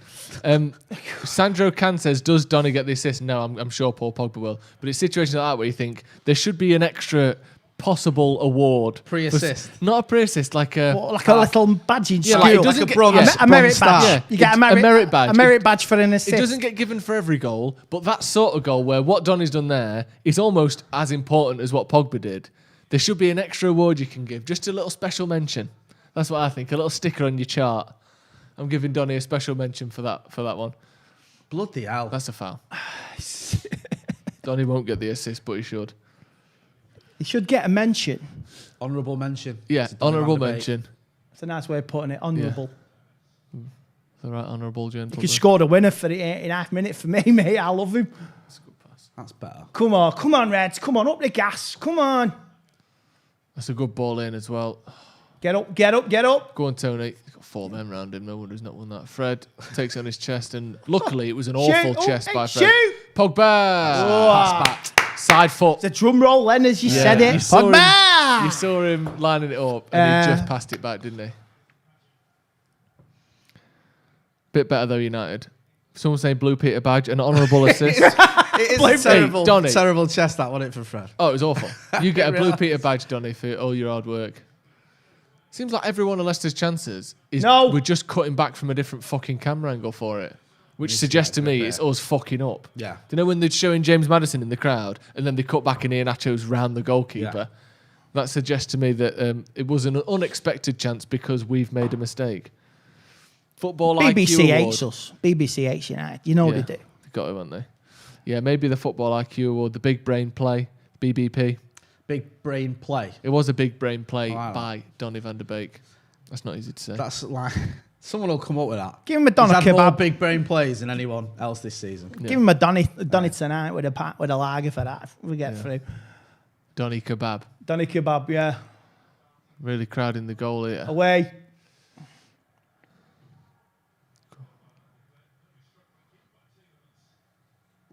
Tellez has been good defensively today. He has. Go on, Fred. Fucking hell. Jesus fucking Christ, he's got lucky there, Fred. Just get to half time. Just pass it against their team. Pass me the Prozac. We got Prozac in here. I wish. Valium. Fucking hell. Philip Glover, we kind of spoke about this before. Would you rather get City in the semis or the final? Let's say we have to face City. I'd rather face them in the semi. Yeah, me too. Because the idea of losing a final to City is awful. The idea of losing a semi to City is awful, but slightly less awful. Yeah, it's just a little bit less shit. Yeah. Where's your fucking sense of no fear? I've never claimed to have that. Fuck it, beat whoever we get. I've never claimed to have no fear about anything. I would say my character is based around fear. Where would you have again? Like a raccoon. I'd take him in the semi again if we have to. So what would you rather? Would you rather play him in the final? I'd say the semi-final because sooner or later you got fucking beat. We literally agreed. You're taking the piss out of me for it. Fucking fair. You just said the same thing as us. Wait, fuck. You work fucking night shift then. Get 0 sleep. Josh says not to hop on the housing train. I do it night shift. I've got 3 kids. Good lad. Yeah, you never seen him in the warehouse at Royal Mail? He's in there 4 nights a week. I've seen him on his Instagram. He's jogging. He looks knackered. Yeah, he's sprinting to the fucking depot. Exactly. Josh, not to hop on the housing train, but a player like Saul completely changes the ability of this side. No. Get away. Ooh, bit of trickery from Perez. Fucking hell, that's just wide. Would have been a wonderful goal, that. What? Lucky it didn't go in, eh? Fuck seeing that replay every 2 weeks for 2 years. But a player like Sal, completely changes the ability of this side. I appreciate Fred's energy, but he's just inadequate. Energy? He's got energy. You can't say Fred ain't got energy. Everyone's got energy, but you're doing energy by using your mouth. Same as me, eh? I ain't got no fucking energy. Interesting. Interesting take. Calf. Oh, I don't deny his commitment and his work rate, but he is sloppy, really sloppy. Isn't it funny? And this is going off the back of who is it here? Go on, Marshall. You made that. Well done, lad. Play, lad. Going off the back of Ian's comment here, this would be the sort of game that I would maybe have played Jesse Lingard in. Like a big game where we've got to rely on having the ball, maybe not as much as we'd like, and making chances quickly. I'm not saying I would have started him, but if you're going to rest Donny, you're going to rest Bruno, and we've seen how good Jesse was today, is there a chance that Jesse's going to come back into this team? Maybe if Fred there's always a chance. There's always a chance, yeah. Because like if he's surplus the requirements, no. But if Lingard continues scoring loads of goals for West Ham, he might make the conversation difficult. If he's got to like 10 goals by the end of the season, where you go in, well, hang on a minute. But give him food for thought for next season. I just think you've got to remember that Jesse's form had deserted him at United. There's a reason for that. Yeah. And it's like, it's easy to go, well, look at him now at West Ham, bring you back, he recreates that at United. But he just looked a shell of the player. No one was saying we shouldn't have loaned him out. And that's what worries me. He Fresh comes back, start. He comes back and he's back to the way he was just before he left, rather than the player he was 2 seasons ago. My Jenna Tools says Fred is like a Brazilian Xhaka, for fuck's sake. Would you agree with that? Yeah, that's a fair comment. Yeah. Except Xhaka's got a decent long-range shot on him. Xhaka was it the identical thing against Burnley? Oh, no, it wasn't the thing. Oh, what was that? That is terrible from Matic, yeah. Join the let's just give the fucking ball well away done club. there. That's a dive there, by the way. Is that all, Brighton? That's a dive. Knocked the ball past Pogba and just jumped in the air. Yeah, booking for that. We've got a minute left until half time. Just give it him back. I mean, do you bollock him for this performance, or you just forget it? Nah, I'd give him a bollocking, to be honest. Yeah, if we do this again in the second half, we could easily lose. Like, you can't be like, oh, we're happy with it because we got one back. No, you got to bollock him. Yeah, we've not been awful, and again, like we said, they've not made loads of chances. Leicester, we gave them a goal, but I still think you've got to be. We expected more than this, didn't we? When we watched the game. That's better from Martial, but maybe would you kick a boot, or would you throw teacups at the wall, or would you just waggle thinking, your finger? I was thinking teacups at the wall. Teacups at the wall, or energy drink bottles at the wall. Yeah, whatever's going nowadays. Or the big boom box thrown at the wall. Yeah. Brian Clough did that, didn't he? Oh no, he went into the crazy gangs dressing. Brian Clough would have been 86 today. Oh, the greatest manager England never had. Half time there, by the way. 1-1. Thoughts on that first half, Andy? Says it all. I'm saying nothing. Really? I'm just relieved we equalised. Seriously. Interesting approach to watch along. Yeah. Andy's saying nothing. Jay? Say nothing at all. I think we get away with that one. We're lucky we're 1-0 because I know they've not had loads of chances, but we've been so sloppy that the fact that we're not losing is a bit of a miracle. Yeah. A mistake to let him in, but a little bit of skill back between 3 players to get an equaliser. That was nice. Yeah, it was. And that's the only time we've really seen that, wasn't it? Like, that dummy by Van der Beek, the pass from Pogba, the finish by Mason. Yeah. 3 players, bang, that's it. If it weren't for the mistake, maybe we would have been leading. We've got the semi-final draw coming up at half-time in a few minutes. We've all basically said we'd rather get City, but that's if we have to play City. Now, I would prefer to get Southampton in the semi-final and hope Chelsea can beat City. What do you reckon? Yeah. Oh, what? You'd rather get Southampton in the semi-final and hope Chelsea can beat City? Yeah. Because, I mean, I know if we have to play City in the semi or the final, I'd prefer it be the semi. Yeah. But it's not certain that they would beat Chelsea. I'd rather take that risk, I think. Or would you not? I'd want them in the semis. Would you? Yeah. And also, sooner or later, we're going to win a semi-final. That's true. That it will happen. So will it? Yeah. There's no guarantees in football, Jay. Forever, we're always going to lose semi-finals. What do you think? Who do you want in the semi? I'm not bothered now. Really? I just want to win. We're not even in it yet. We're still in the quarter. That's true. We're playing the fucking quarter final. Yeah. I just want to win this, and that's it. We'll see where we go. Don't worry about who we're playing. Don't worry about who we're playing. Right, we're going to pass over in just a moment to Alex and Ronaldo for the half-time. But before that, you've seen the goal a bit more now, Jay. what happened?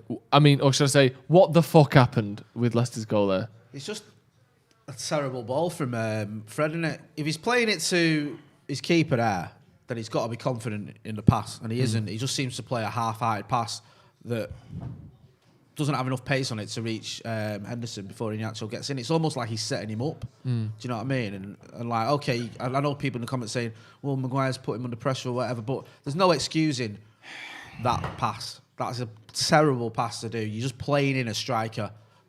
So you've got to look, the way he looks at it as well, he must see in the actual there. So you just got to put more pace on it. Henderson's decent with his feet. He can take a pass to him.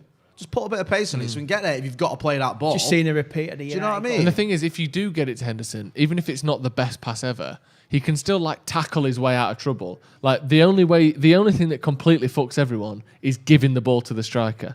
Do you know what I mean? Obviously, other than passing the ball in your own net, but if you make sure the ball's got enough weight on it, Henderson may have to tackle his way out of trouble, but at least there's a chance. There's an old saying in football: when in doubt, give it a clout. Yeah, exactly. Nikolai Elbin says, frustrating half, feels like Fred and Matic often push the ball wide when they can play the pass through Leicester's midfield.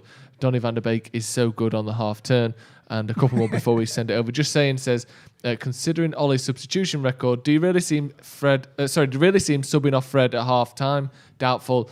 Yeah, I mean, it's very rare that anyone subs off a defensive midfielder at half time. I think at some point he will come off for Bruno. Yeah, I wouldn't be surprised to see that. And Brian Swarbrick says, just seen it again and Fred was awful, but Maguire's choice of pass was terrible. The worst option was Fred. Maybe a little bit of that. You can have, like, it's not. It can be a terrible pass from Fred and a poor decision from Maguire. It's not like the two are mutually exclusive. Yeah, I agree. It can be, obviously Fred's the culprit, but you can also you've got control of the ball. Yeah. You've got control. What you do with it is your responsibility. Yeah. If you're talking about overall blame for the goal, I mean, it's got to be 90-10, 80-20 at most. But you can still attribute 20%, 10% or whatever to the pass from Maguire, I would say anyway. Right, let's go over to Alex and Ronaldo. They're going to be giving you the halftime show, as well as the draw for the FA Cup semi-final. Let's see who United will get if they get through. And we've basically said over here who we want. Lads, who do you want in that semi-final if United get through? It's got to be Southampton. Southampton's the only team you want in the next round, isn't it, Ronaldo? What, so they can avenge their 9-2? No, Southampton all would be fine if we got Ronaldo. Not Ronaldo, Southampton. You're Ronaldo. What did you make of that first half before we get to the draw? It's very MEH, man. It was very meh. It was meh. But it was one of those where Leicester looked a lot more incisive in their attacking play and going forward. It looked a little bit more, I don't know, they had a bit more conviction in their play. It looked like they'd have a week off whilst we'd only had 3 days. Yes. Here we go. I'm not going to go the excuse. It does look like that. I mean, I'm not going to go the excuse, the 3 days, because how many players from that game are playing today? We made 5 changes. All right, so that's not an excuse then. It is an excuse. Of course it is. So, but you know what it is? It's definitely an excuse. I'm sick of these slow starts though. Like, tired or not, it's week in and it's week out, and I don't know whether I don't know attacking because it's the Fred thing. Oh, Fred's dreadful. He's been woeful for the past few weeks. He has been really, really bad at football. But I don't want it to be. I honestly believe players aren't stupid. His teammates know he's playing shit. And that demoralises you when you know we've got one player that's what we call it in training is a session wrecker, but he's doing it in games. Yeah. So he's like he does it. He feels like you're playing a man down or you're up against it straight away. You don't have the same kind of belief when you're passing him the ball. It's just. I've run out of words to say because when you do kind of criticise players, all people say is agenda and negative fan and all that bullshit. But when it comes down to it, if you think Fred's performances are good enough for United midfielder over the last 3-4 months, I don't think it's been good enough. I think the midfield there is these guys aren't going on. Both of them aren't going to internationals with Brazil. Well, I don't think he'd get picked for Brazil, but with the fact that all the South American ones have been cancelled, and also Nemanja Matic not playing. I think that was probably the decision why that midfield's been taken. They can go for it. There's no pressure on them to stay fit. So I think that's been the decision made why that midfield's playing. But it's a poor. We've just been poor in midfield. We've given the ball away a lot, and it's not just Fred has been the worst, but I think there's been a lot of it. I think that Donny van der Beek struggled to get into the game a lot. He hasn't looked the best, but then, I mean, let's talk about the negativity of his goal. How good was our goal?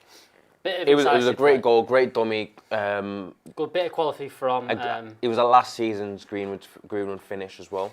I think he's deserved that. I think his play over there. I don't think his output in terms of his statistics this season completely reflect how he's played. I think he's shown significant progressions in his game personally, like little details, and I think he deserved the goal today. And he seemed like he had a sense of relief as well when he scored. It does. There was a sense of relief, and I think he definitely deserved that. It feels a little bit weird right now, considering it's 1-1 to Manchester United. We definitely aren't through in the slightest. There's no we're looking like we're going to go through. It's very much in the balance, but we are talking about the potential semi-final because that is the draw that's going on now. They've just shown Southampton getting through, who, in fact, even though they've gone from first down to nearly like 12th or 13th in the league, they've dropped massively down the league. They have had a good cup run, getting through to the semi-final. Southampton. City going through the night against Everton. Everton really didn't threaten them in the slightest there, so City getting through. And then the rejuvenised Chelsea under Tuchel look. Rejuvenised? They look. That's a new word. Well, it's not a new word. Rejuvenated. Rejuvenised. I'm going to even go for rejuvenised Chelsea. But listen, under that. When we're talking about, because you mentioned Van der Beek, but you moved on quickly. I can see it's a little bit of a dynamism that he lacks. I think it's not him as a player and his ability, Van der Beek. I think he doesn't fit, like, in this sense, in terms of the way that we play, in terms of the way we like to play with speed. Yeah. He's definitely a possession-based kind of footballer. He's tidy, he's neat, but he just seems to, like, don't have that little bit of oomph in him, and that's probably why he doesn't play so much. Maybe he can develop that a little bit when he comes up a little bit more accustomed to the league. Because if you think about it, look at the two players that were signed to the Premier League from Ajax in the Dutch league, Ziyech and Van der Beek, and they both seem to have had the same problem in adjusting. I don't care that he scored. Performance-wise, you can tell that he's quality finish, but they seem to have a little bit of trouble adjusting to the kind of the speed of the English game. And it might take a season or two. We've not seen the best of him, obviously, but when he does play today, he looks a bit like a passenger, which is my issue. He does, and I think that the fact that we are in this position where I think Ollie still has question marks over our defence. I think he wants to play two holding midfielders to counteract that. He wants his number 10 to be, when you've got Bruno Fernandes and that player that is going to press and do absolutely everything for you, I think that to replace him with Donny van der Beek is a big ask, and I think Donny is a big ask to step in and do that job when we are going to play Fred and Matic. Whether we can play Donny van der Beek a little bit deeper, I don't know, but I just don't think right at this moment in time Ollie trusts the whole system in terms of having a Matic and Van der Beek, or Matic and Pogba with Bruno. I think he wants those two, and that is the case at this moment in time. But we've got a goal back. We are 1-1. The draw is just about to happen. Dion Dublin, who, what did you say before? Sounding very, very much like he's a CBBC presenter nowadays. Dion Dublin is a Blue Peters presenter. Like Stephen Howson, who was on CBBC yesterday. Nah, this is literally what it is. When I'm listening to Dion Dublin do punditry, it sounds... It doesn't sound like football. Yeah, it sounds overly It dramatised. sounds like Homes Under the Hammer now, doesn't it? That's what it sounds like. It sounds like he's trying to sell something to you. Well, that's what he does. He's Homes Under the Hammer now. That's his job now. He's there today. He's obviously a Man United player and all that kind of stuff. But... Interesting clothing from him, though. Interesting clothing. He's gone for the nude, kind of beige. The nude beige jacket. The nude jacket. And he's gone for a blue scarf alongside it and a grey. I don't know what kind of cap. What's that cap called? Flat cap. Flat cap. It's a flat cap. It's not in my terminology. Is that terminology. A flat cap, Joe, or would Could you be a name cultural that thing, something else? Looks like a flat cap. Okay. Grey flat cap. Flat pack. Flat pack furniture. Let's have a look at a couple of your comments in here. What's everyone thinking? Who do you think we're going to get? I'm still thinking we're going to get Chelsea. I think City will get the easy draw through. I think that's what's going to happen. I think we'll get Chelsea. But here Someone we put Peaky go. Blinders cap. Everyone's Thought of hoping for Southampton. Let's have a look, see what's happening here. It's going into the bag. Watching man shake up of the bag. Man playing with balls on BBC. We are watching a man play with balls on the BBC. That is correct. We've got first name out. These are all being played at Wembley, by the way. So the first name out is Leicester or Manchester United. So we find out who we're playing straight away. We will be the home team. Not that it matters. No, I feel like we'd rather be away. And that is. It is Southampton. Very good draw for Manchester United. The best possible draw. That means Chelsea will play Manchester City in You the get to watch the Southampton redemption game. Southampton, I'm happy about that. I was not expecting it. I was full on sitting in Southampton, but that is a very good draw for Manchester United. They've done well in the cup. They beat Arsenal on this cup run, but at the same time, a team that we've beaten 9-0, a team that we've beaten 3-2 already this season, is the better draw for Chelsea City, the other one. Chelsea City, That's the a other shit. That is a shit semi. Will we get the first there's a potential still for the first ever Manchester derby final that has never ever happened. Never been Manchester derby final. And we also get the possibility of getting past the semi-final. We've got our best chance, I think. If we get through today. If we get through today, I think this obviously will be a harder game than playing Southampton. It's actually a big if, though, isn't it? We're speaking as if we're already through. Southampton are going to get drawn against a team that has beaten them 9-0 in the past 18 months. So they aren't very happy with that. This is what but the thing is, we're looking at it as a favourable kind of draw. We've got to beat Leicester. I don't know but that's the big we've got to beat Leicester, but we go through and Southampton have the bit between their teeth thinking, these fucked us 9-2. No. I'm going to 9-0. 9-0. 9-2. When did they get them 2 goals? I keep thinking he bagged 2. They didn't. It's 9-0. 9-0. They will be out for revenge, but we have to get past Leicester City today, which I think will be a very, very difficult time. It is a big difficult chance. Let's have a look at what some of the comments are. Still got to turn up today. I completely agree. Southampton are guaranteed to play 9-0. That's what I've said. Got to beat Leicester City first.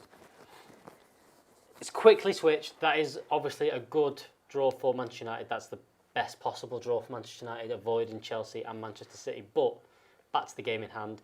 Do you think Ollie will make any changes at half-time? Considering, look, we can do 5 substitutes today.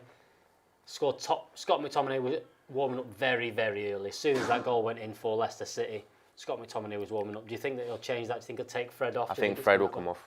You think he's going to come off at half-time? I think Fred coming off would send a little bit of a statement. I know it's his effort and his tenacity that kind of gets him in the team more than anything else. It does. But I feel like not even that's been able to compensate for how wasteful he's been in possession. And I'd like to see him substituted, and I'd like to see Bruno or possibly, and then put Pogba back in midfield. It's not looking like that there's any subs at this moment in time. There's not many people. There's nothing looking on the screen right now. No subs, but we have still got Luke Shaw on the bench, who's come on and changed the games in the last few weeks. We've got obviously Bruno Fernandes on the bench. Edison Cavani with a chance to come on as well. He's been out for a few weeks. We obviously need a goal today to get through to play Southampton in the semi-final at Wembley. So big chance for Manchester United to reach at Wembley. A final. I swear you said it got a home tie. We have got home. We are the home team, so we'll wear our home kit. That's about it. That's all you get. You get a different dressing room. I think Wembley's definitely a little closer to Southampton. It is. But I hear what you're saying. Right, the second half is about to kick off. The lads are ready. So, pass you back over to Andy Tate, Jay Motti, and at first, Joe Smith. Right, we are back. What do you make of that draw then, lads? Southampton, like they were saying through there, obviously we've got to win this game first. The lowest ranked team left in the competition. I know they're not particularly bad, but are you happy with that? We're not anywhere yet. We're nowhere. We've got to win this, but it's a carrot to be dangled. So we just got to get on with this now. Wouldn't it just be absolute poetic hell, us losing to them in the semi after beating them 9-0 about 3 months ago? You could see it, couldn't you? With the prospects of a Manchester derby final, it would be that the sort of typical United almost at the minute. But yeah, I mean, obviously the hard work's the next 45 minutes, but you'd fancy us against Southampton. I certainly would anyway. Yeah, me too. And we've kicked off in the second half. We've got the timer on the screen there. as well. No changes at half-time as far as I can see. I don't think there's any. We're talking about McTominay warming up. United are unchanged for the start of the second half. Are you surprised by that, Jay? Not really. Ollie tends not to do substitutions that often. At half time. Yeah, what you've been having? Sody pops. Yeah, bit of a windy pop. Sorry, I need burping. So it doesn't surprise me too much, but I think he will make changes in the next. Well, probably he likes the 65th minute, doesn't he, Ollie? Yeah. 65th, 70th minute. So I'd expect him thought- to make some I- changes. I there. hope- I think that maybe Edison Cavani, or obviously the obvious one to come on is Bruno Fernandes. I hope they've had a strong word. A strong drink at half time. Strong word with them players. Yep. Responsibilities. Yeah, they've got to come out better than they did in the first half, I think, aren't they? And that one that they gave away. If there's anything like that in the second half, I'm sure they all know. Deserve to go out. They know the responsibilities, who they're playing for. You know what I mean? So they've just got to turn up. Are you expecting better second half, Jay? Yeah, I think we were, as we've all discussed, very, very sloppy in the first half. I expect us to improve. We can't be like that in the second half. Whoa. Sort of got away with it almost. So yeah, I think saying that, Ali Maguire just hoofed it off. I think he was trying to spread the play. I think Bruno will come on at some point. You'd imagine so, wouldn't you? Yeah, he is our best player after all. Yeah. And we're I not. mean, for the midfield, you got Bruno, Pogba, and Donny. I mean, if it's still level, it's not a bad midfield. No. Get him out. Leicester started the second half well, though, weren't they? A couple of times they just pushed into our box. Getting behind the back. Yeah. Right, go on, Donny. Well held. Pogba into Matic. This could be a patient game thing now. I think it's going to be, isn't it? Still got to play them at Old Trafford, don't we, as well? Yeah. Fight for second place. Do you think they'll be the ones who finish sort of closest to United at the end of the season? Yeah. You think Chelsea looking strong at the minute? There's the gap. There's like a 4-5 point gap between Leicester and Chelsea. So yeah, you got about 3-4 teams fighting for the last place. So I think Leicester are definitely fighting for the top three with us. It'd be not sad, somewhat funny, somewhat sad if Leicester dropped out on the last day again, wouldn't it? After what they've done last season and this maybe season, the experience top four either way. Maybe the experience of losing out will push him to get finishing top four. Yeah. Ollie there looking top three. Would you say wistful? Wistful, yeah, pensive. Pensive. Oh fucking hell, that's easy. That Matic just is he even jogging, Matic, or is he just staying completely still? Yeah, looks like he's fucking running on the spot half the time. That's a foul, ref. You know, don't take it quick. Fred's one of those players that, because he's so just nippy and quick, but he gives the ball away. He almost feels like you can't possibly foul him because it must have been his fault that he got tackled. I didn't think the ref was going to give a foul for that then. I thought he'd be but he's a bit shit, so it must have been his fault he got tackled there. When really it was a foul, they did give it, but it's not going to work, is it? Just chipping balls up to Martial, 50 yards or 35 yards out. How's that going to work? No, it isn't. You're right. No. I can get goosebumps in my stomach. I mean, interesting. Just a little bit because this is butterflies on his arms. This is just goosebumps in my stomach. This is just there's something could be seized today. There's something there to go for. Yeah. Yeah, it's a big game. This. And the draw has sort of put me in that mood. Yeah. It's almost like it's like an extra thing, isn't it? This is what you can have. Yeah. It's like you've got a relatively decent crack at getting to a final. If you work it, you can have this. Yeah. Obviously, got to win this game. Of course you have. Of course you have. More than anything else. But again, I know that obviously Chelsea are on good form at the moment, but these are the third best team in England and have been all season. So this is as hard a game as any of those really, other than maybe City. I mean, there's not much between Chelsea and Leicester. They drew recently, didn't they? Yeah. So yeah. Leicester with all the ball to start the second half. United barely touching it so far. It's weird, isn't it? Fucking first half, I mean, we were shit. We thought we got our act together a bit. Leicester lose to Slavia Prague in the Europa League. Yeah, while in the last round. Yeah, and they lost to and the same team who beat Rangers. Yeah. So, yeah. United not come out of the blocks at all second half. No. Like there, look. How easy is it to do a 1-2 round fucking Matic? And they've scored. Oh, for God's sake! For God's sake! That was so easy. So easy. Just gone through. You so sloppy. So easy. Just a 1-2 round Matic. Might as well have not been there. And then I don't know who it is who's closing him down on the edge of the box, but they're nowhere near a block on that. That's like... You can't defend... Simple. Such a simple goal to concede. Was it 1-2, 45 yards out, and then Matic is done. Fred's the one... Fred lets him go past and... No, he's got to be tight to him now as well. Fred don't get anywhere near him, does he? Matic and Fred between, like... Fred just... Come back. Good run from Vardy. Takes Lindelof over to one side and then puts it right in the corner to them. It's a good finish, but Fred and Matic there, between them, did fuck all, didn't they? Matic just passed around like he didn't exist. And then Fred just, don't shoot, stop. You got to fucking tackle him. You got to get into him. Ridiculous, that. Just walk straight through our midfield there. Walk straight through it. Oh, and United have got the ball now. We haven't had it for the last 5 minutes, have we? Started the second half, let them have all the ball, and then now we concede. We managed to get onto it. I'd fucking make the changes now. No, seriously. Yeah, I would. You see Leicester start. Yeah, you can't come out the blocks. So I'll give off. This is why he fucking makes you angry. Yeah. Yeah, terrible. This is what bugs me a few weeks ago. Maguire, we have leaders on the pitch. I don't see any. Do you know what? It's not even as leaders as well, just personal responsibility for your job in the team. Yeah. Do you know what I mean? Like, fair enough. I get where you don't have to be a leader to want to tackle to someone. Track your man. Yeah. Do you know what I mean? That's the basic of requests. Yeah. Let alone showing qualities that take you above and beyond the rest of the squad, and you can drive people forward like a leader can. Attitude and quality. Attitude and quality takes you a long way in life. Fucking too easily.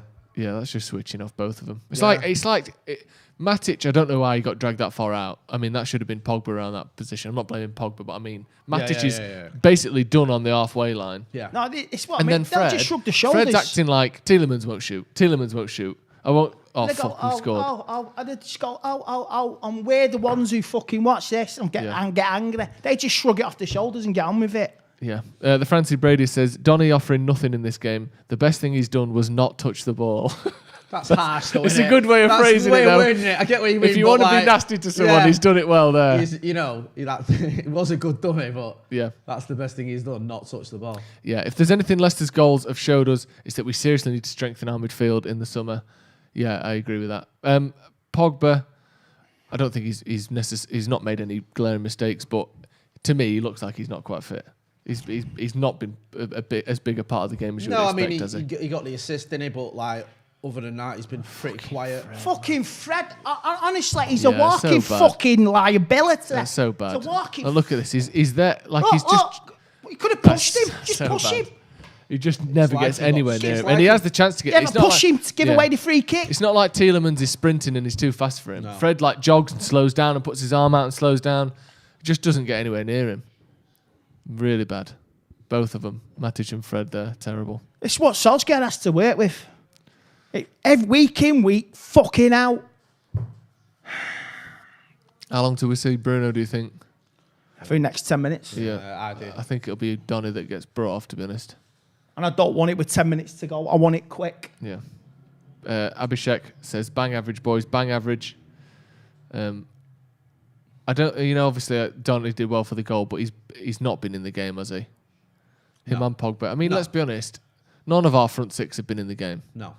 So you're talking Mata and Fernandez for Fred. Mata's not on the bench. Fred and Donny. Mata's not an option. He's not an option. Or Cavani. Yeah, maybe Cavani. You know what? Just go. If you're going to go for it, just go for it. Just throw the kitchen sink at him. No, there's still 40 minutes to go. I think it's a bit early to start throwing the kitchen sink at him. Do you know what I mean? Like with extra time, there'll be 40 minutes or so left yet. No, but we could get embarrassed if we start doing that now. This is the opportunity that Yeah. But one goal and we're back in it. I mean, clear on ball from Albrighton there. Puts his hand in front of his face and the ball hits it and they're not giving it. Nah, yeah, he's got it. We've got it. Yeah. Samuel Connor. Fred is the worst player at football in the league. I don't think that's true. No comment. He's one of the... he's not been great. But he's not the worst footballer in the league. That, obviously. Yeah. Let's be honest. Bernardo Silva. Fred. Oh, he's not. I'm not saying he's the best. Don't get me wrong, but I would say there's a rather large avenue to walk between the worst and the best, isn't there? Tell us. Oof, Soyuncu fucking flying into Maguire there. Come on, Donny, get on him. Well done. Good tackle by Donny. And good bit of movement from Greenwood into the box. Across. It's behind Martial anyway, He did isn't the it? hard bit, didn't he? He did really well there, then, Mason. And then it's just his final ball. This is a bit better now. Tellez with a shot. Oh, wide. Bit better from United. And again, unfortunately, it's taken them scoring for us to fucking wake up, hasn't it? Yeah. This is reminiscent of the league match. Yeah. At Christmas. This honestly reminds me of the Leipzig match. I know we haven't conceded 3, but it's like we only started playing when they scored. Yeah. It's like we think we'll win. We'll think we'll go through. We'll be all right. Oh, just like Sheffield United. Yeah. And it's not lazy attitude. It's just an attitude problem. Yeah. Do you know what? Against Sheffield United, I don't even think we got going. Like even when it was 2-1 at 5 minutes to go, I couldn't believe how slow we were. It was like we were winning. Do you know what I mean? It's like semi-final against City. 25 minutes to go. You're losing 1-0 in a semi-final. Where's the fucking urgency, man? Yeah. It's I wonder if, what? Jesus Christ, just lost it there. Vardy one-on-one with Maguire. He's gone past him. He's through. And he's put it wide. That would have been it. You'd have put your house on Jamie Vardy scoring from Oh there. my God. He knows it as well. We should be out. Absolutely. Was it Maguire who did that? Yeah. We should be done. Yeah. We should be out of it now. That was awful. Straight past Maguire, isn't he? Mason dispossessed there. It's a through ball, and then Jesus. Megs him, and it's a poor finish, isn't it? And not what you'd expect from Vardy. Too easy. I mean, this is like my God. Very, very dangerous territory. I think Lindelof may have just done enough there to put him off. If we're not lucky, this could be 3 or 4-1 at the minute. Because that's 9 times out of 10 Jamie Vardy scores there. This is where Solskjaer's got to earn his points. Fuck's sake. Yeah, we do have options on the bench today. It's not like the other night. Where's the galvanising? Where's the urgency? It's not like the other night where we didn't have anyone on the bench, really. I know we had Pogba, but I mean, after that, no. Where are you going to go? Or the first leg even, there was no way you could go off the bench. We've got Cavani, we've got Bruno, we've got Diallo to a lesser extent, and McTominay as well in there. We've got players who can change this game. So yeah, this is where... hopefully a change can make the difference because this team at the minute, I can't see how we'd win this game with this team. Get off, Fred. Just get off the pitch.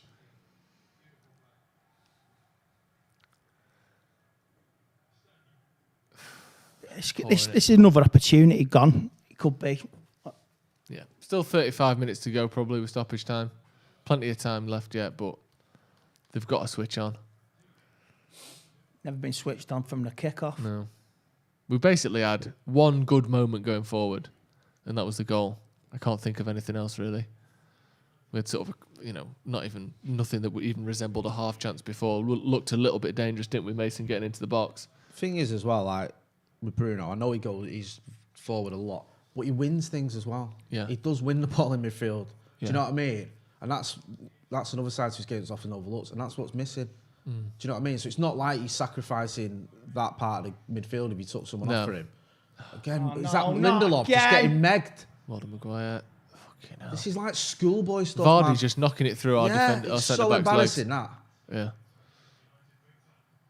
Yeah, this is really, really dangerous at the moment. Leicester have proper got it going as well, aren't they? They can feel it. They can feel that this is their chance to get another one. Poor touch from Pogba there. But yeah, you can see the way Leicester are playing. They're thinking we've got them on the ropes here. Yeah. One more and we're through. And they're probably right. If they get another goal, it's game over. I think the way we're playing now, I can't see us getting one goal. It reminds me of the semi-final. The semi-final last season against Chelsea. Yeah. really sloppy attitude. I don't know what I think it is, and some people would call this bottling it. I think we've mentally, it gets to us the pressure, you know. Oh, that's fucking just hell, fucking Martial. nothing by Anthony Martial. Because we play different, we look different in big games. And I don't mean big, I know the City game was a big game, but I mean knockout games. We have this, like, we saw this against Leipzig, which was essentially a knockout game. We saw it against Chelsea. We've seen it against City.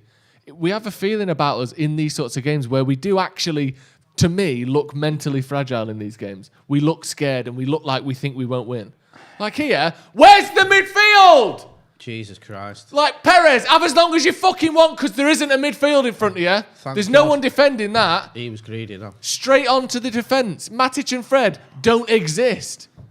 Where are they there? He's running from the halfway line. It's not like he gets it early in the pitch. It's not like it's a counter-attack. You're running from the halfway line with the ball and there's no midfield in front of you to stop you. What is going on? Ollie's got to make some changes. We've got to sort this out. This has got Van der Beek's not there. Pogba's not there. Matic and This Fred, has got to be neither of done them are now. there. This has got to be done now. Changes made now. Right, Van der Beek getting lucky there. Now look. Go on, Marshall. Get past 5 men and score. Fucking hell. What options has he got there? He's done well to win a free kick. Make the changes, Ollie. Van der Beek seems to slow down now. Yeah, Van der Beek gave the ball to Martial and then you go on. You score, lad. That's up to you now. He was all on his own. I don't know why he didn't carry on his run. Tim Jones says, has the City win clouded a very poor run of form? We haven't looked anywhere near the same since Pogba's injury. I mean, I think it's hard to say if you take away wins, did we not win?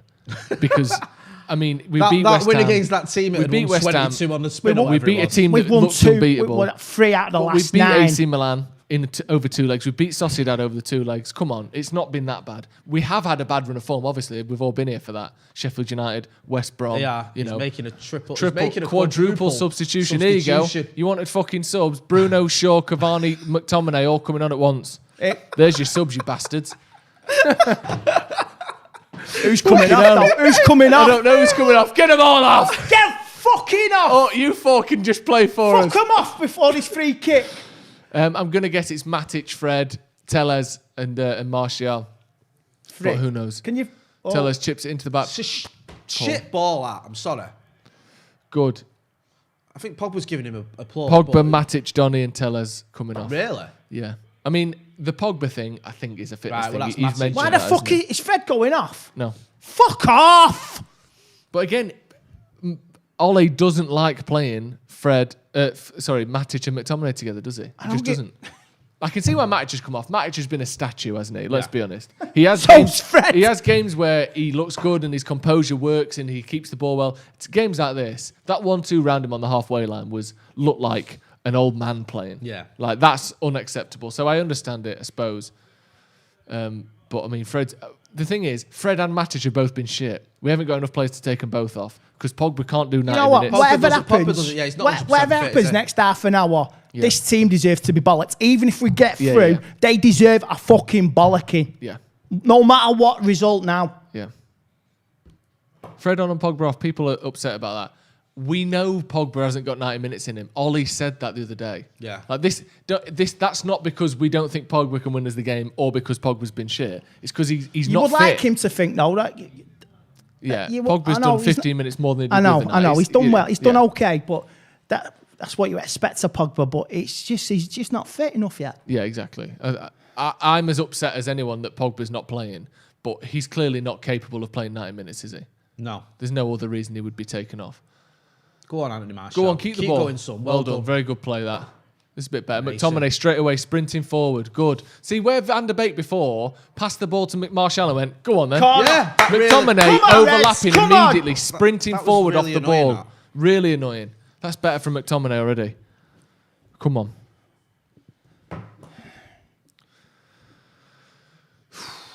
Apparently no handshake for Donny. I assume he means from Molly there, but I didn't see that. Oh, for God's sake. Don't read too much into I mean, that. to be fair, there was 4 people coming off at once. There's a lot going on. Bruno with the corner. Back post. Maguire wins it up in the air. Headed away by Albrighton, I think. You're going to have to play ugly, United, to get into this now. Yeah. McTominay straight away, getting into space behind their defence. That's a corner ball. He's kept it in. That's gone, hasn't it? Kept it in. Kept it in. Fucker.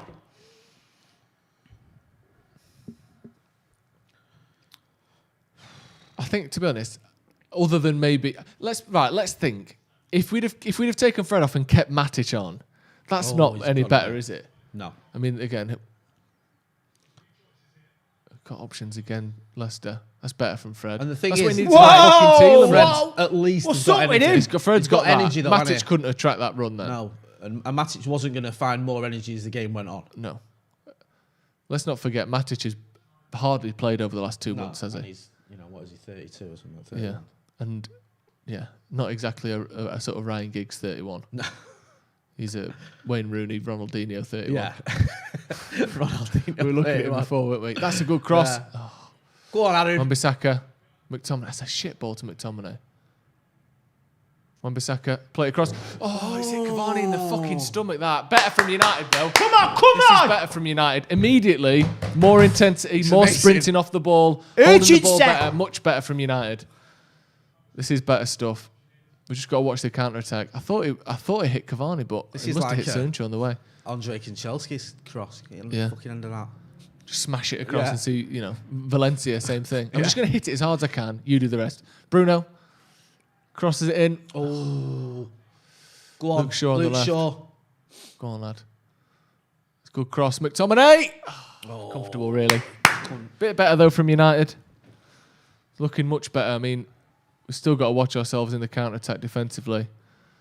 But in the 2 minutes that those 4 players have come on, it's made a lot of difference, hasn't it? Changing. We have changed half the team. Changed over a third of your team. Yeah, exactly. Seems to have had an Can you bring any more? We'll get one more, you get 5. Oh, fuck yeah. Don't know who that's going to be. Where's Rashford? I know he's injured. He's at home. Stay Get him fucking here. on. Can you do 6 minutes? That's what I'll say to him. We'll bring on the 84th minute. That's better. Fucking hell. I tell you what, you're just asking for trouble.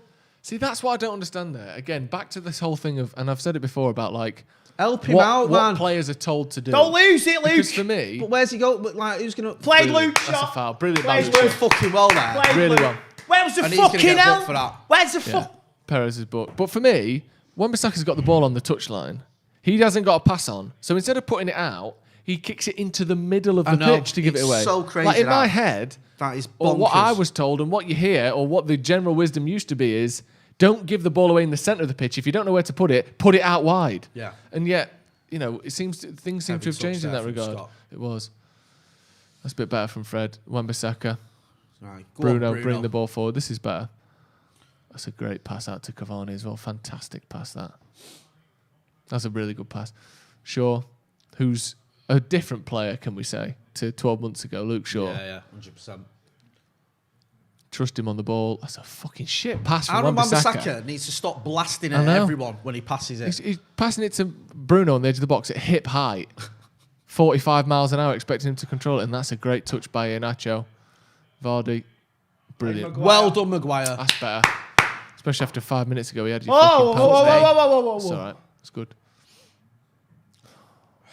Fred. Doing Fred. That's a foul. That's Fred a foul, doing ref. Fred things. Yeah. Blasted it off the back of someone's back. Trying to pass it to Martial via the back of Luke Shaw's head. It's a good touch by Iheanacho. Come on, lads.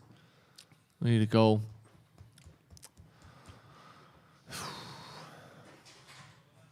It's been better though, hasn't it? And Leicester are sitting back a bit now as well. They've felt the effect of them subs, haven't they? You can tell. Yeah. This is killing me, this. Yeah, it's tough, isn't it? Fucking opportunity here, and it's like, all of a sudden, let's just fucking wake up. And you weren't even on the gate. You should have been on the ball from the start. Fred. Bruno. It's a good chip in. Oh, and it's a header from Johnny Evans. Sorry, takes it off Greenwood's foot. It looked like. Come on, press. Corner to United. Come on, Johnny Evans. Was that going to Greenwood? Don't know. Oh, it was. I think he was in there. He couldn't take any chances, could he? No, it's fair play. That's what defenders do. Just get it away. Come on, Bruno. Oh, it's in a dangerous place. That 5 yards out, getting headed Leicester had everyone behind the ball now. For United. Yeah.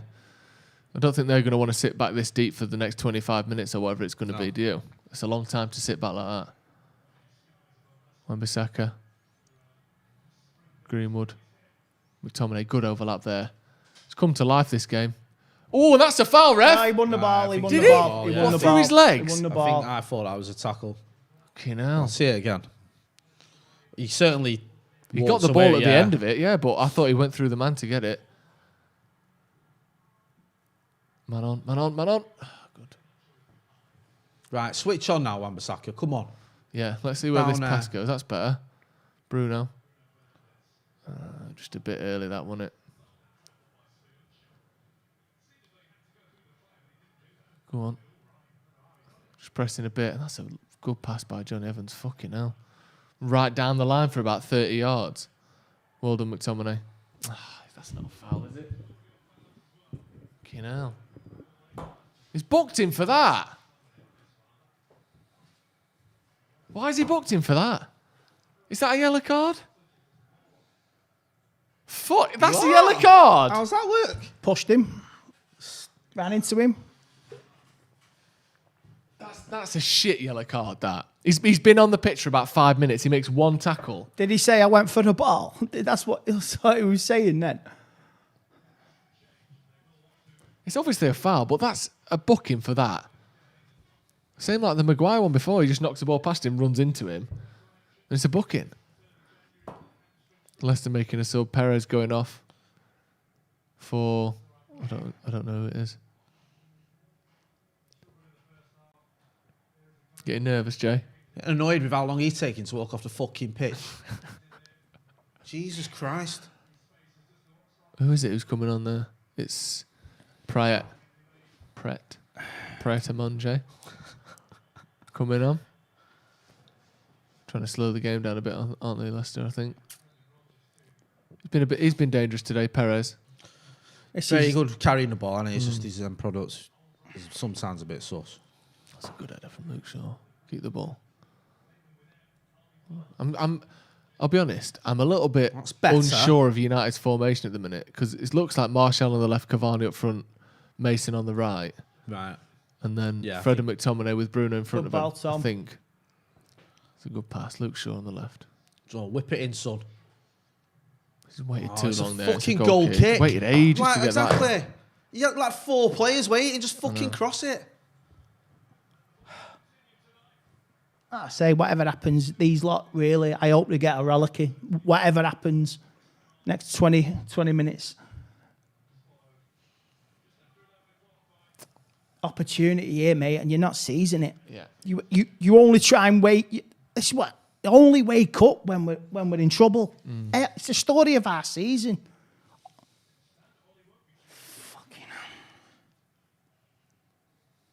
What's happened there? It was a goal kick to Leicester, and now we've got throw in 35 yards. Because we were looking at the floodlights on the BBC for 5 minutes looking for at some fucking reason. The fucking sunset. Yeah, beautiful. Wan-Bissaka. So chuffed for Mason though getting his goal. Oh yeah, he needed it. He needed it. Even though he's not been scoring, I think he's been playing well recently. Yeah, he has. This is better from United, but... Yeah, to be fair, no. How many shots have we had on goal during the game? Not many. Not many.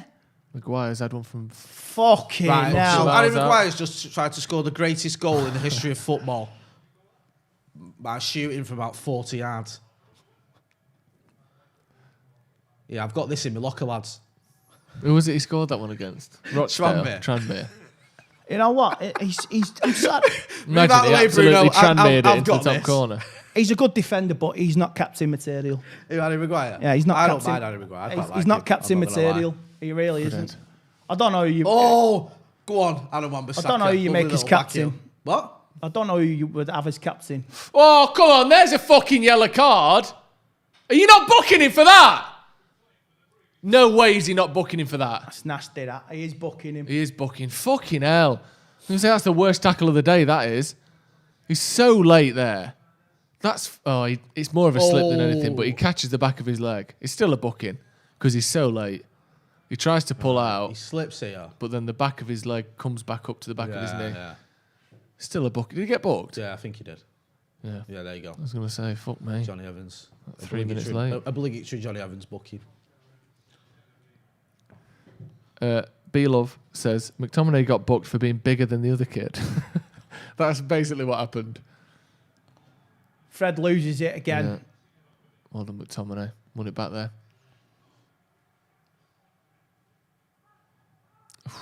Fucking movement. I know. Who's he got to pass to? Honestly, it's fucking stood there. It's happened so many times with Martial today where Just players have watching passed the ball into him and the defender just comes round the side of him and wins the ball. Like, you've got to be fucking faster to win the ball. If you're tracking back to win it, you can't let the defender overtake you to win the ball. Well done, Mason Greenwood. That's fucking brilliant. Tracking back and actually winning the ball. And that's fucking hell, it's simple passing. It's so simple. You prick. Just waits 2 or 3 seconds too long and then gives it straight away. Shit from Fred, that. McTominay chasing everyone all over the pitch here.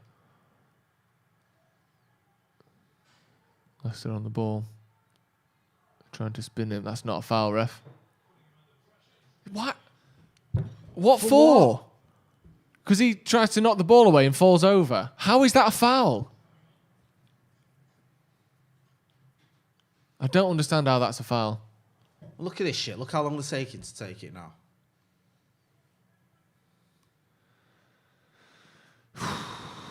A lot of angry United fans at the moment. A lot of angry United fans.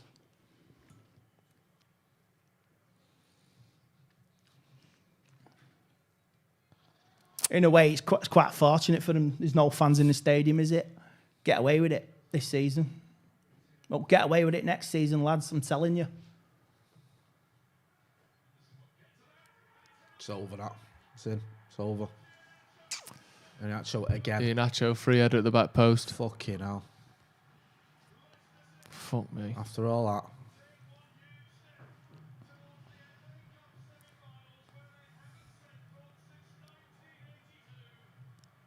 What even happened then? The ball just straight to the back post. Iheanacho's got no one on him. Fucking Kelechi Iheanacho getting a brace against us is a fucking joke. Ball goes in.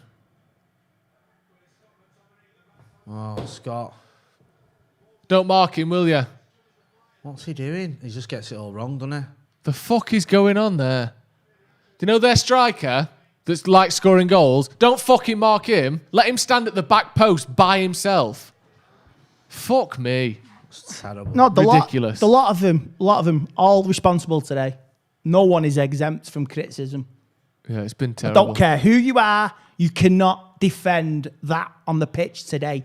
Effort, commitment, desire, work rate. There is none of it today. And it goes from the goalkeeper all the way up to the top. Even the manager, he's not immune from fucking criticism. This is a big opportunity, fucking wasted. We've been good for about 6 minutes when those subs came on. And that's it. Liam says, is our captain crying or is it just me? I haven't seen him cry. He just looks pissed off. He looks mad. He looks like that all the time. Erland Lenny, how can you make a quadruple substitution and not take Fred off is beyond belief. The thing is, who did he take him off for? McTominay, and then Matic is still on. Well, McTominay came on, didn't he? Well, that's what I'm saying. Sorry, if you bring Fred off for McTominay, Matic is still on. Yeah. If I agree. Matic and Fred both needed to come off, but we don't have any players to do that. Fuck me. Fucking Iheanacho getting a brace, man. I can't get over that. Yeah, ridiculous. That is so shit. Both of those goals from him were just gifts. Yeah. Fucking hell. And it was two midfielders. I don't know what McTominay's doing there. And it's two midfielders who give basically. Yeah. Were there. I mean, you can't blame Fred for that last goal, can you? No, but McTominay should have had him on. Yeah. Fred for the first, McTominay for the last. Yeah. So you're not going to win fucking anything with them in midfield.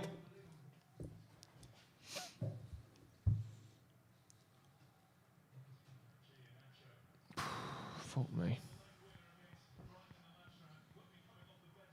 I mean, privately, maybe Solskjaer knows that, but it's what he has to deal the cards he's dealt, innit?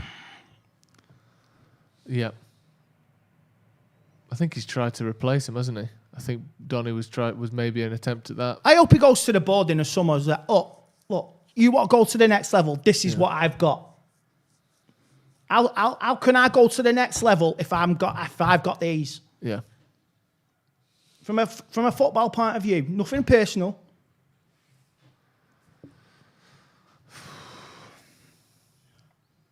And there's no way fucking Leicester are stopping City in the final, by the way. If anyone was on thinking that far ahead. On an off day, you never know. No, fuck that. City will batter them. This is a fucking opportunity wasted, and it's really 10 minutes hurting. to get 2 goals. It's doable. It's not impossible, is it? Let's be honest. We've seen it happen. We've just got to fucking... I would have rather... Not get our fucking heads down. I would have rather lost. I would have rather lost against AC Milan and win today, because this fucking trophy means a lot to me. Yeah, me too. But fortunately, you don't get that choice, do we? Go on, Wan-Bissaka. Well done. We haven't balled that halfway through, but...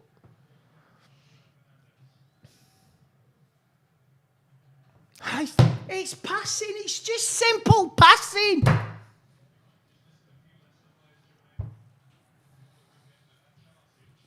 Abhishek says, not hard to notice we haven't got the best project for attracting superstars. If this continues further, even Bruno will be away. I mean, I don't. Why, has he though? What evidence is that based on? When we signed Paul Pogba, we signed Bruno. When we signed Paul Pogba a year ago, right? You know, over the last few years, right, I've not been his fan. Yeah. But he has been thrown a couple of false dawns on it. Right. When he came in, we got Zlatan, we got Mkhitaryan, we got Bayer. Where was the following season? Oh, we got somebody from Stoke City, and we bought Delo. I'm not. So I'm not saying that we've every season bought gigantic players. Steve says this. Just enough we'll spend, just enough to get in the top 4, and we'll take a seat back. Yeah, well, I agree with that. Well, but that's every a Glazers season. thing, though, isn't it? No, but it rubs off on the pitch. What's being said here is that the team isn't attractive to big players. Not that we're unwilling to spend it, which I think we probably are. But like this is saying that you're big players wouldn't want to join United. you're Alan. Do you want to play in that team? Finish second in the English league or finish 5th in Germany? No, that's their two options, isn't it? You still want to finish second every season. No, I'm not saying that. I'm not saying that we're. I want us to finish second forever, but it's not like they're winning fucking loads of trophies in Germany, is it? Do you know what I mean? It's let's be honest. No, but I understand the point, but I don't think there's much view, evidence to say that big names wouldn't want to join United. Right, but from a big point of view, you're going to go to Manchester City or you're going to go to Manchester United. Well, who's a boss in the city? Who's the boss? Who's the big boss? Yeah, City have been it on and off the best team in England for 10 years. United haven't. There's no denying that. And this is an opportunity this season we have missed. And during the summer, the teams will strengthen. And will we strengthen?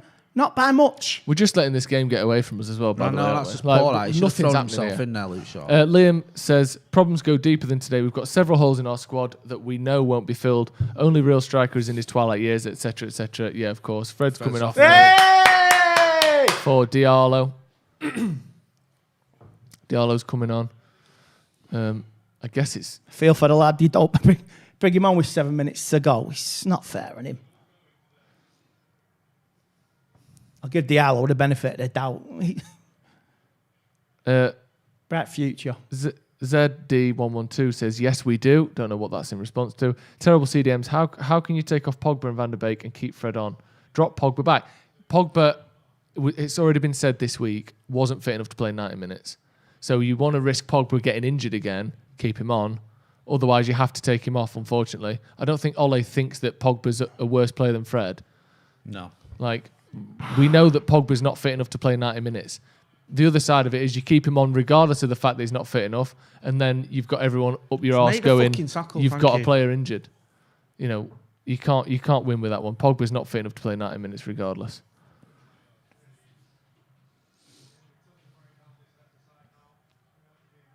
Bring Mourinho back. Imagine if that's what we did. Fucking hell, Jose, we've just lost a game in the quarter-final. Yeah, I know we're second in the league. I know we're in the quarter-final of the Europa League. Jose, who's taken Tottenham from 3rd to 10th. Do you want the job again, pal? Mate, there's people we know you just lost 3-0 to fucking Slavia Prague in the Europa League, but we want you, and you didn't even get to the quarter-final of the FA Cup, but we want you back at Manchester United. Imagine. He won't come back. He fucking would. Of course he'd come back. Would you want to work under that fucking ownership? Yeah, but fuck off. I think Jose would come back to United in a fucking heartbeat. 70 million reasons to. Yeah. I think he'd come back in a heartbeat to Man United. Yeah, just to finish second. Because he's not going to a club as big as United when he leaves Tottenham. Let's be honest. Don't write Jose off this season yet, lads. Top 4, League Cup. Don't write him off. Do you reckon they'll win the League Cup? It's a cup final. Anything can happen in a one-off cup final. Everyone's going giddy that City's won the fucking quad already by the fucking City players. So I don't see why anybody can win. Anything can happen on a cup final.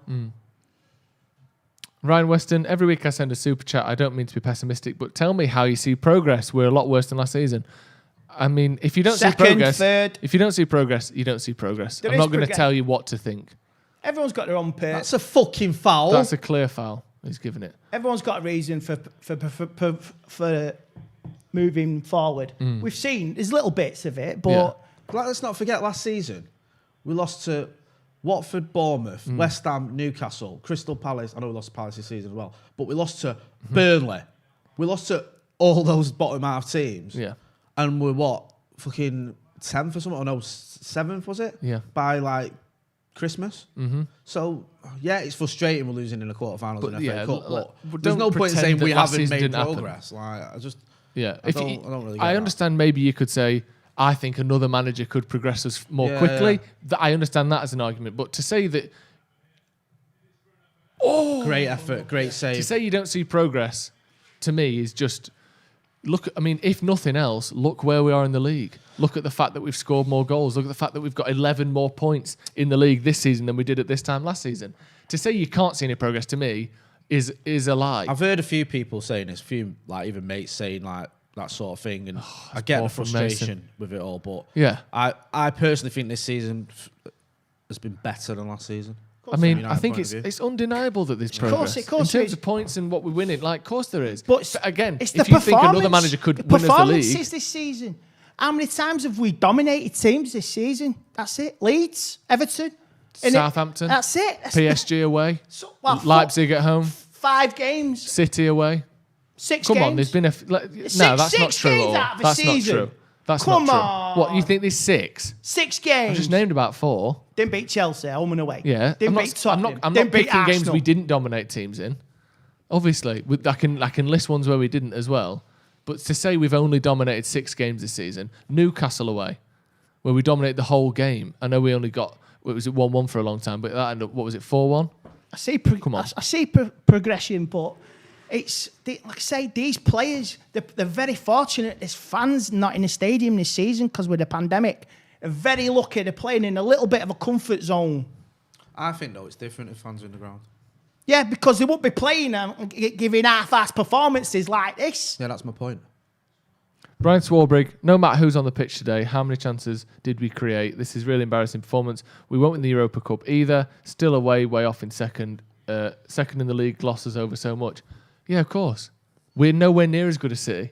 No one's saying that we are. The question is, are we closer to top of the league than we have been in recent seasons?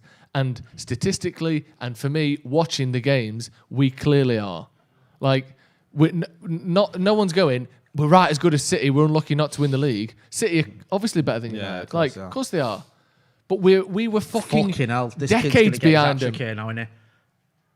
Take the ball off him. Take the fucking ball off him, you thick twat. Jesus Christ. Maguire looked like he did his knee then. That's all we need. Yeah, I mean, come on. No one's trying to say we're as good as City. But then again, last season, we were fucking 30 points behind Liverpool, and we're ahead of them this season. So things can change very quickly. We just have to have a good squad that's capable of winning, obviously, more games than this one is.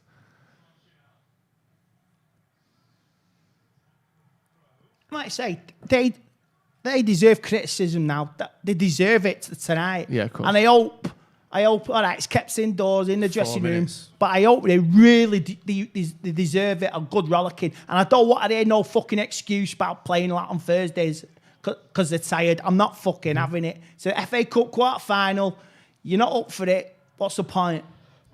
It's a foul. Philip Glover, I'm sick of saying United will win nothing with Ole and there's no improvement from Jose Van Gaal, but there's no manager who's going to make these players better than any other manager. Don't know. This goes to the team. It goes upstairs as well. Like I say, it's investment.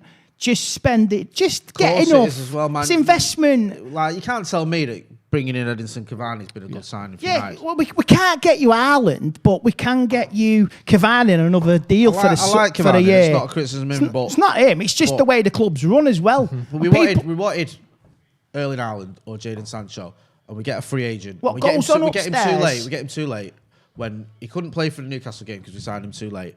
Then he's obviously, he's not at his fittest anyway. You can tell Solskjaer's pissed off. There's already rumours that he's disillusioned. Then we had that whole banning thing, which was a bit of a farce, but you know what I mean, that's a different story. But the fact is, we get one of the targets, we were linked with Grealish, we're linked with Upamecano, we're linked with Sancho, we're linked with Haaland. We don't get anywhere near any of them targets. No. And those are players that make a difference. Do you know what I mean? Yeah. Like, Erling Haaland in this team, this season, he's worth at least 15, 20 goals. I mean, you look at it from the club, it's just the commercial side now. I know it's all about money, but that's all. If there was fucking Premiership trophies for the commercial side, we'd be fucking running it. Yeah. We know the legacy of what our club's built on. It's just a shame the fucking owners and don't hide behind a fucking pandemic to fucking justify it, not spending money. Pranav Murty says trophies are not one on sentiment. As a fan base, we should be demanding more. Win the Europa League or leave. I assume he's talking about Ollie there. I don't know if he's talking about the players or the owners. But I guess he's talking about Ollie.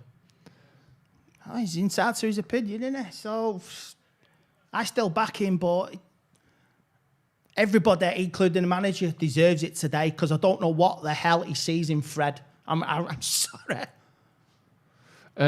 Meb says, since Bruno signed, both of United's bad patches have directly followed disappointing transfer windows. Coincidence? Possible, because maybe we should have signed somebody in January. A couple of loan signings, bit of freshness to the squad. Andrew Batista says, the Ollie Outers will be out in full force tomorrow. It's been a bad game, but who do we bring in even if Ollie leaves? I don't know. I don't know who you bring in. Ollie out for losing a quarter-final of an FA Cup. Just fucking do me a favour. Yeah. I know. I mean, anybody... I'm sorry, I get people are angry, right? I get people annoyed and frustrated, and I'm with that, yeah? I'm angry and frustrated, but I don't look at losing in this game and think, right, I'm Ollie out now. Yeah, exactly. We've lost the game to the team that's third in the league. Solskjaer deserves criticism tonight for the way he's picked his fucking team. Yeah, you can criticise him without thinking he needs I'm not sacking. fucking saying Ollie out, stupid bastards they are. No, I don't think it's necessarily a stupid bastard. Ollie out, Ollie out, Ollie out. Think Ollie out. Fuck off. I won't go that far. I just think that, for me, this isn't a sackable offence. If that's all you want, seriously, don't support United.